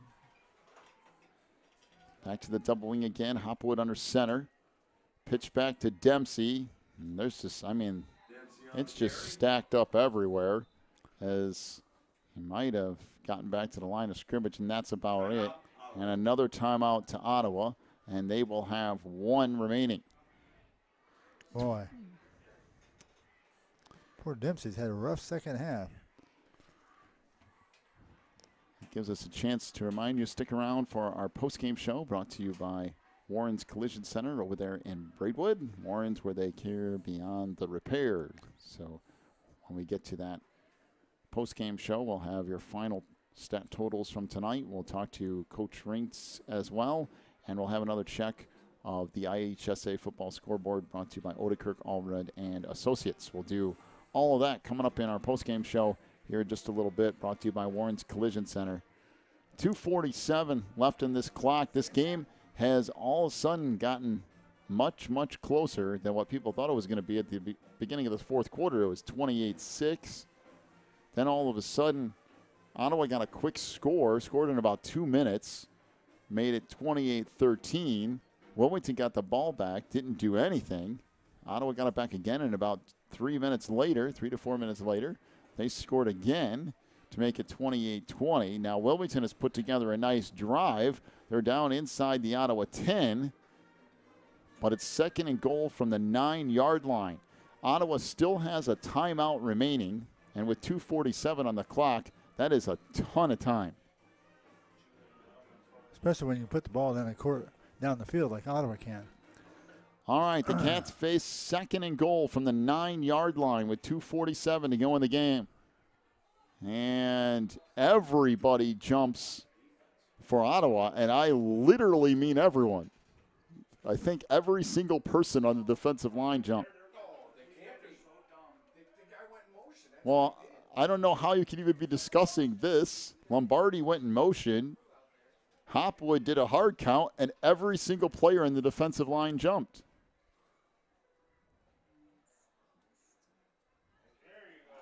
I mean, I don't know why you need a conversation to figure that one out, but in any case, that will put the ball down to the 4-yard line. It'll be 2nd down and goal from the 4, and that really changes things. And you've seen that a couple of times tonight. We saw the 2-point conversion, and then there was another play, I think of 4th and 1 or 4th and 2, where that long, drawn-out count by Hopwood. And this time, a little bit of motion with that drawn-out count, and everybody jump off sides. Now, Keaton going to take his time here, work that clock down. Now the pitch comes back to Dempsey, churns ahead. He's not in, but he's down around the 1-yard line. It'll bring up 3rd and goal from the 1, and Ottawa's going to use their last timeout. Last gasp here for the Pirates. 2:22 to go in the game, 28-20. Wilmington, they're knocking on the door. 3rd and goal from the 1. We'll take a break, come back and see if they can cap this one off tonight in just a moment on the Christian Internet Sports Network. Pro Real Estate is a family-owned business established in 1983.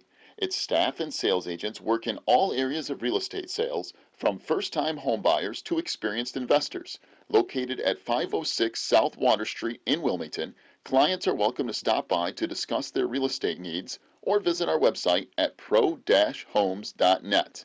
For a private consultation, contact us at 815-476-7916.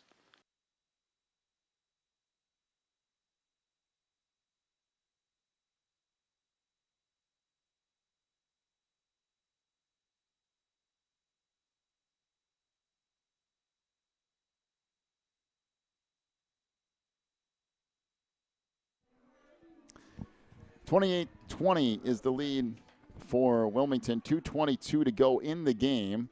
Ball sits at the 1-yard line of Ottawa. And pretty much this game on the line right now for the Wilmington Wildcats. And again, if you could possibly put together a nice drive here, get in the end zone and get a win, that's such a confidence booster for a very young team and a young offense going forward. I mean, based upon what's going on tonight, Piatone is blowing out Mantino, and that's the next opponent for Wilmington. Of course, you don't really do anything by week 1 scores, but, you know, that disparity there. And then you have Westmont in week 3. So this would be a really good way to start out the season for the Cats here. The quarterback keeper by Keaton Hopwood is in for the touchdown, and the Cats do cap off the drive with a 1-yard keeper from Hopwood to make it 34-20 with 2:19 to go in the game, pending the extra point here, of course. Well, that's a good drive from Wilmington. Yeah, that was a fantastic drive after what was going on in this fourth quarter to right the ship. And I think we have to do what you said. We have to take it to our heart. This is a young team. And in some positions, very. Ooh. And this kick, somehow, that's good. I have no idea how that worked. There were about 4 guys in the backfield for Ottawa, and it looked like Trey Shaw was just falling over backwards, kicking it. It still managed to go through. 35-20 is the lead for Wilmington. 2:19 to go in the game. Take a break. Come back with more Cats football in just a moment on the Christian Internet Sports Network.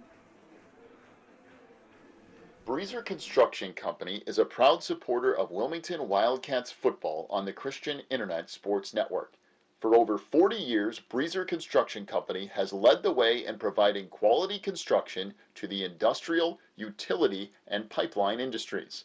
For more information on Breezer Construction Company, go to breezerconstruction.com. That's breezerconstruction.com. Or call 815-521-0900.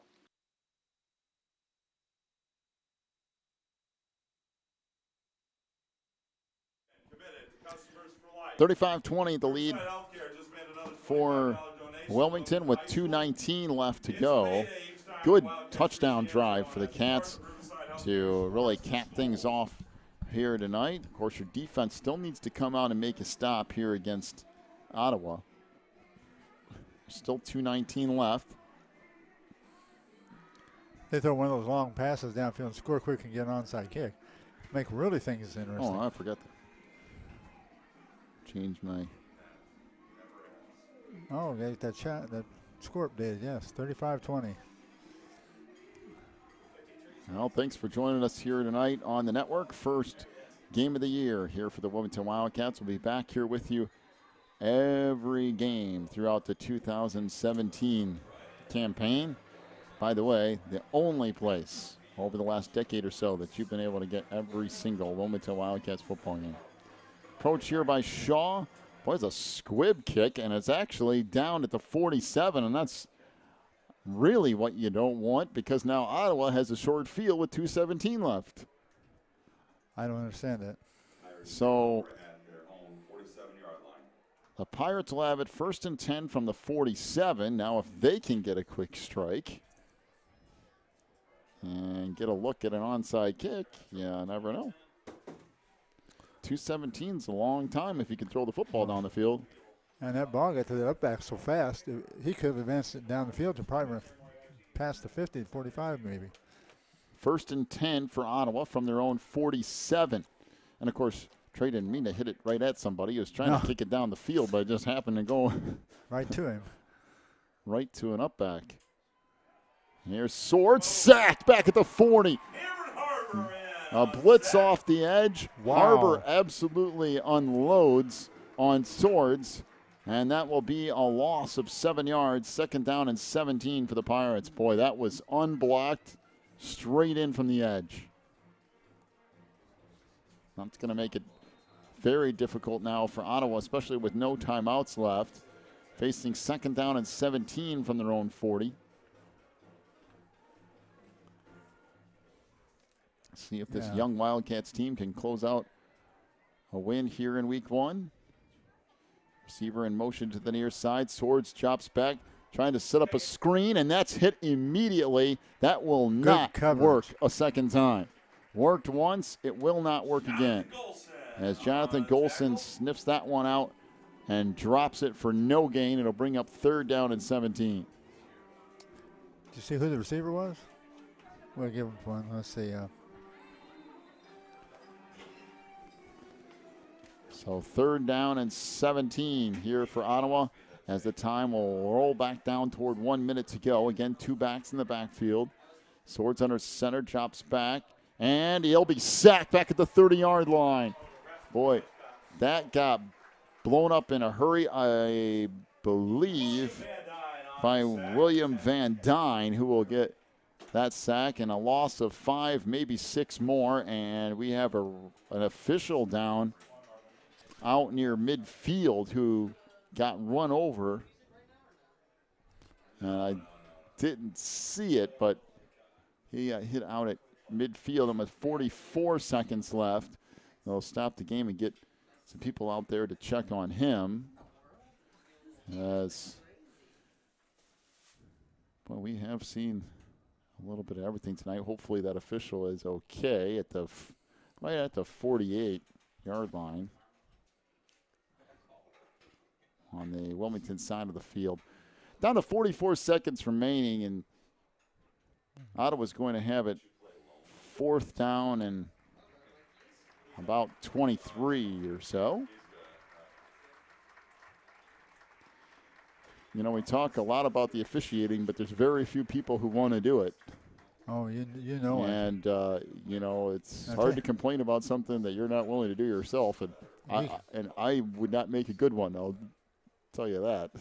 I make a much better critic. Yeah, most people do. I tell you what, they don't have any pads on out there, so if they get in the wrong place and get run over, they just get run over.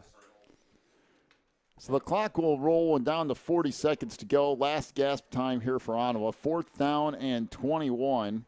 Out of the shotgun is Slayton Swords. He'll take the snap, fires it over the middle, and that is incomplete. Good coverage on the play by Lombardi.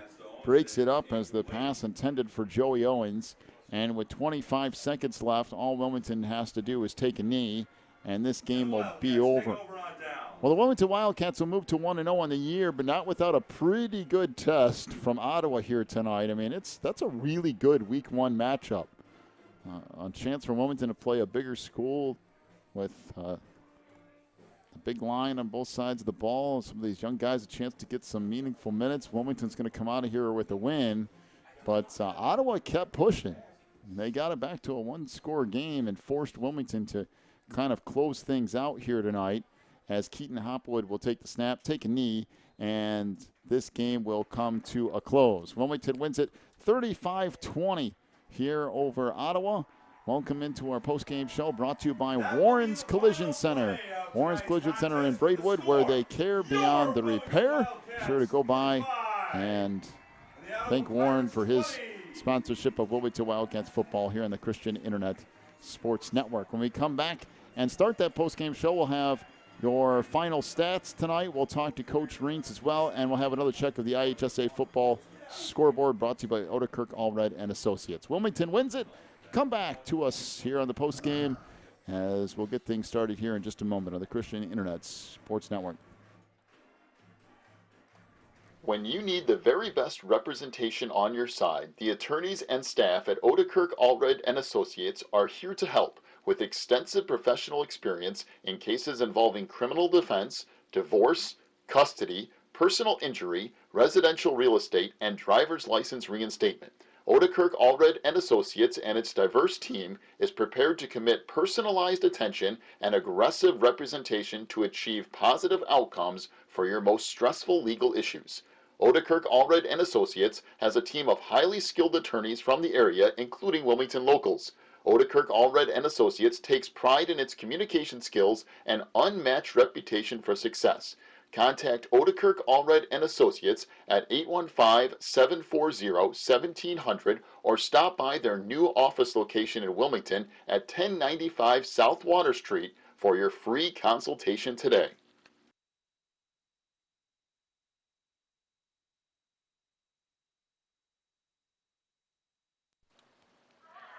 Hey, Billy, where do you think you're going with that beer? What's the big deal?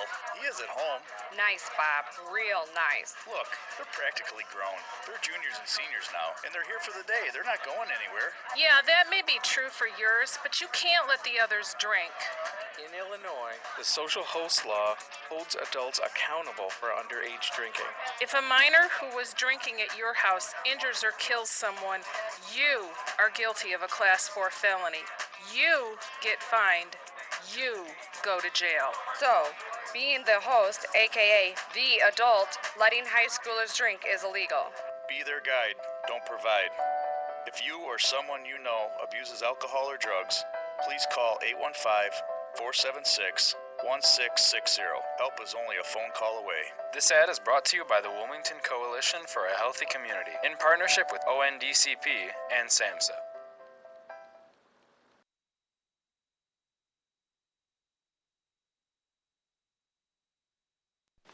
Quigley Technology Services is your local source for computer help. They have built numerous websites, including ours, here at the Christian Internet Sports Network. Quigley Technology Services also specializes in virus removal, so your computer will get back to full speed now. And you can trust them for first-class computer repair, including free local pickup and delivery, plus on-site service, including after hours. Contact Quigley Technology Services at 815-293-7844 or stop by at quigtech.com. That's QUIG tech.com.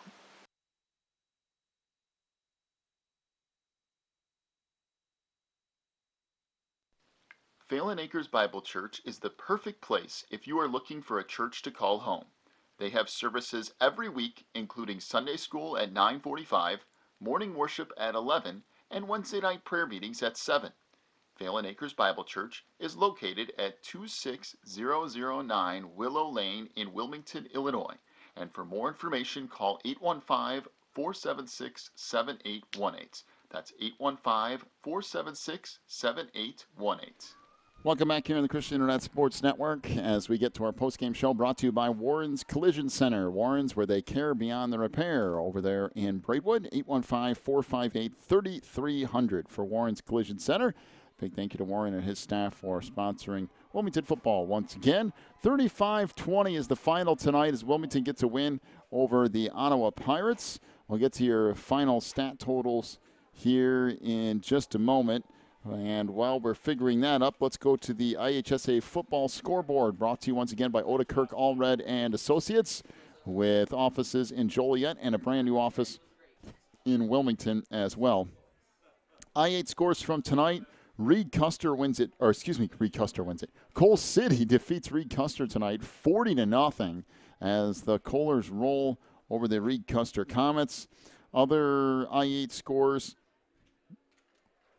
Herscher, a 39-7 winner over Moments.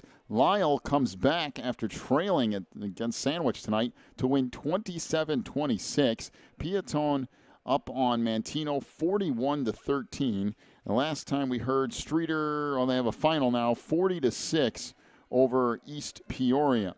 And let's see, Westmont winning their game tonight, or at least so far, 21-0. Plano goes down to Johnsburg as Johnsburg gets the win 32-20. Other scores from around the area, JCA 34-27 final over Geneva. Morris was up 56-0 at the half. They end up winning it 56-0. And we have some other scores as well, but let's go ahead and get through our stats first, and then we'll come back to the scores as we're waiting on Coach Raints here tonight. Final totals, first of all, for the Ottawa Pirates. Rushing the football, Slayton Swords, 3 rushing attempts for negative 11 yards. Matt Snyder ran the ball 5 times for 30 yards and 2 touchdowns tonight. Joey Owens, 1 carry for 1 yard. 8 rushes for 26 yards for Jared Herzog. 10 rushing attempts for 42 yards for Ethan Harstead. Kane Schott, 5 carries for 59 yards tonight. And Bryce Phelps, 2 rushes for 6 yards. Ottawa on the ground, 34 rushing attempts, 100. Is that 53 yards? 153 yards and 2 touchdowns. 153 yards and 2 touchdowns rushing for Ottawa. Through the air, Slayton Swords was 5 of 10 on the night for 90 yards, a touchdown, and an interception. Matt Snyder, 1 reception for 40 yards. Ethan Harstead, 1 reception for 37 yards. Kane Schott, 1 reception for 16 yards and a touchdown. And Jake Owens, 1 reception for 4 yards here tonight. Ottawa, 153 yards on the ground, 90 through the air, 243 yards of total offense for Ottawa. For Wilmington rushing the football, Keaton Hopwood, 7 rushing attempts for 4 yards and a touchdown. Connor Dempsey ran the ball 21 times for 72 yards and 2 scores here tonight. Sam Hafner, 2 rushes for 10 yards. Josh Jones, 2 carries for 4 yards. Matteo Lombardi, 11 carries for 114 yards tonight. And a touchdown. William Van Dyne, 1 carry for 6 yards and a touchdown. The Cats 44 rushing attempts, 210 yards on the ground, and 4 touchdowns. The Wildcats through the air, Keaton Hopwood, 2 of 7 for 36 yards. Connor Dempsey, 1 reception for 16 yards. Josh Jones, 1 reception for 20 yards. The Wildcats also had a couple of fumbles. Wilmington, 210 yards on the ground, 36 through the air. 246 yards of offense to 243 for Ottawa. And it was kind of one of those nights. We had penalties, we had turnovers, we had some interesting calls tonight. We just had a little bit of everything. And kind of when you put it all together, Ottawa's a big physical team that, kind of came straight at Wilmington, and we ended up with a halfway decent game here tonight. Well, you had some young kids in Wilmington that ended up growing up a lot tonight. They thought they had it made. They got way ahead in that third quarter. And boy, the door slammed closed on them like a big old iron gate. But they responded well. They came back in the end, took the ball in the end zone, held them out, and got their victory. And doing a lot better. I love the way Lombardi carried the ball in the second half. When they keyed on the other guy the first half, they brought the Lombardi the second half, and he took the mantle on his shoulders and carried it right on through. Nice job. Well, we saw some good patient running in that second half from the Wilmington running backs. We saw the defense really step up in the third quarter, and the fourth quarter kind of went away a little bit. Yeah. I don't know if it was just letting up or what. Now, you got to remember they're young. Ottawa's bigger, more experienced, more physical. So you get some of that, too, going into the fourth quarter. But all in all, a good opening night. Wilmington's got a few things to work on, some things like the special teams. There are a few issues there on some of the snaps, but even in the second half, that started to come together a little bit. Keaton Hopwood being such a young quarterback, going to have to work through a couple of things there, but I think long-term he'll probably. One time he took a big sack running out wide, but he could have just thrown the ball away, running over this way, and those are things he's going to learn. There's some definitely learning moments there, and for some of these guys, that's going to take half the year to really learn how all of that goes together. We'll visit with Coach Jeff Raints here in just a moment as the postgame show rolls on, brought to you by Warren's Collision Center over there in Braidwood. Make sure to stick with us. Next week we'll be back here for a second home game against Manteno. The thing about that is Manteno is just getting bombed tonight by Piatone. I mean, I think last time I heard it was like 37-13 or something along those lines, as Piatone's running away with that. Of course, Manteno has had a couple of skilled quarterbacks over the last 4 or 5 years, and when some of those guys start to go away, then you have to kind of restructure your team a little bit and what you're going to build around. So they have a little bit of work to do there. And then week 3, Wilmington's back at home again to take on Westmont in the opener of the I-8. So it's – yeah, there's some winnable games there for sure. Of course, week 1 is never a telling factor usually in the way the rest of the season goes. So Manteno could come in here ready to play for sure. Every time we start the new year out in the first game, you get nervous because you never know what's going to happen. You don't, and like tonight, you get a little bit of everything. You get some mistakes, get some good play, you get a lot of flags, timeouts, the whole deal. I mean, I think we were here 3+ hours tonight for high school football.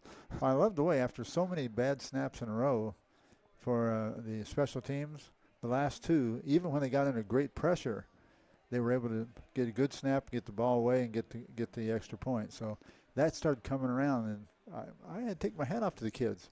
They did a good job with that, with those young minds. Well, and once you get kind of that last drive of the fourth quarter for Ottawa and you kind of have to throw the football and do so out of the shotgun, then, of course, it was kind of open season at that point for Wilmington defensively. Joined now here on the postgame show, brought to you by Warren's Collision Center by the head coach of the Wildcats, Mr. Jeff Rainson. Coach, kind of what we thought the other night. We talked. We got some things to work on, some good things there. You played a good physical, bigger school to open up week 1 and kind of learned a lot and saw the kids grow from first half to second half just tonight. Yeah, no, it really was. And we talked about the other night when on offense, we had Josh Jones back, Geis and Dempsey, and everybody else is brand new. Defensively, even we were not a lot of experience. Sam Hafner goes out, so now we're changing guys around a little bit more. I thought our kids did a good job being coachable tonight. They were listening. We had a couple times where I thought we panicked a little bit, but not happy about the big plays on defense. Happy that at times we showed what we were doing. I will also say this here, it's not an excuse, but when you got as young of a team as we do, we thought we had an idea of what they were going to do offensively, but you're really not sure until, because you have no game film of what they're going to do. And so hopefully we can, we're going to obviously look at this film. This is going to be a huge film for us. And we'll get better. We're going to get better. We better get better because Manteno's coming. I know they had somebody said they had a tough one tonight, but they're going to want to turn that around in a hurry. And the interesting thing tonight, Ottawa came in here 1-8 out of last year, of course, a bigger conference and all that. But even down 28-7 at the beginning of the fourth quarter, they kept pounding and kept pounding. And it's a good building block thing for your team to see that, especially that last drive by a very young offense, to get a touchdown and get some of that confidence you can close out games. I couldn't agree more. And even though they were 1-8 last year, they were very young last year. And so, even though they struggled, at least a lot of their guys were coming back. And so but like you said, we were able to do that. I thought, special team-wise, how about Grant's play? The ball goes over his head. That was phenomenal. He's still able to kick it, and we went from giving him the ball at the 10 to the ball is at the 50. And so, and they got us, and give Ottawa, we know about them some, but we, not like a conference team. And so we were kind of guessing a little bit about what they were going to do, and sometimes we were okay, and sometimes we made some mistakes, but I think there were some positives tonight too, and when we made this game over the winter, and because this is one of the only ones that we could line up that I was wondering, well, this is going to be interesting. And it was they played good physical football. I know they've struggled a little bit, but I was glad the way our kids rebounded and maintained themselves throughout the game. There was some interesting growing periods at times tonight, too. I thought from first half to second half, the patience of your running backs kind of allowing things to open up a little bit. The special teams, some things there started to come together second half. So it's fun to watch some of that kind of fit into place as you go on throughout the night. No, I agree. And then the next phase is tomorrow when we watch film and hey, and the other thing, hey, relax, you got a sophomore quarterback. He's not quite sure how this is, and then it's getting better, and it's getting better. And, Demps played quarterback for us last year. He didn't play wing. And so I can tell tonight there was times he'd come back to the sideline, I should have cut here or cut here. And I said, well, that's why we're learning. So as long as we learn and we're winning, obviously, even if you lose, hey, are we going to get better for next week? And that's our goal. Well, Coach, get a good win tonight against a big physical team. You get the awesome thing about this is 3 home games in a row. You get a Mantino next week. And, week one, we've learned we talked, many years you can just kind of throw that thing out the window and start again in week 2. So you don't really know what you're going to get with Mantino other than they're going to be ready to play, I'm sure. Yeah, they will be. And I'm sure they're going to have the same philosophy. They're worrying about us some, but they're probably more worried about getting their kids ready. Same with us. Obviously, we're worried about their scheme, but how we gotta get some confidence, and hopefully, what you saw from the first half to the second half, we need to start at the first half next week, and it'll be a great game. It always is. All right, Coach. Congratulations tonight. We'll talk to you before next week against Mantino. All right, thanks, guys. All right, thank you. Coach Jeff French joining us here on the postgame show, brought to you by Warren's Collision Center. One more quick check of the IHSA football scoreboard, brought to you by Odekirk, Allred, and Associates, with offices in Joliet and Wilmington. In the I-8 tonight, Coal City 40-0 over Reed Custer. Herscher 39-7 over Moments tonight. Lyle defeats Sandwich 27-26. Piatone blows out Mantino 41-13. At least that's the last score we have. And Streeter 40-6 over East Peoria. Morris had a 56-0 win at halftime. They win it 56-0 over DuSable. Also, by the way, a couple more I-8 scores. Westmont 21-0 last time we heard. Johnsburg defeated Plano tonight 32-20. A couple other finals here tonight. Joliet Catholic 34-27 over Geneva. Plainfield North 21-7 over Plainfield Central. Romeoville goes down to Plainfield South 29-6. Joliet Central takes one on the chin as well, 42-0 to Plainfield East. Lockport up 14-0 tonight. Immaculate Conception Catholic 43-7.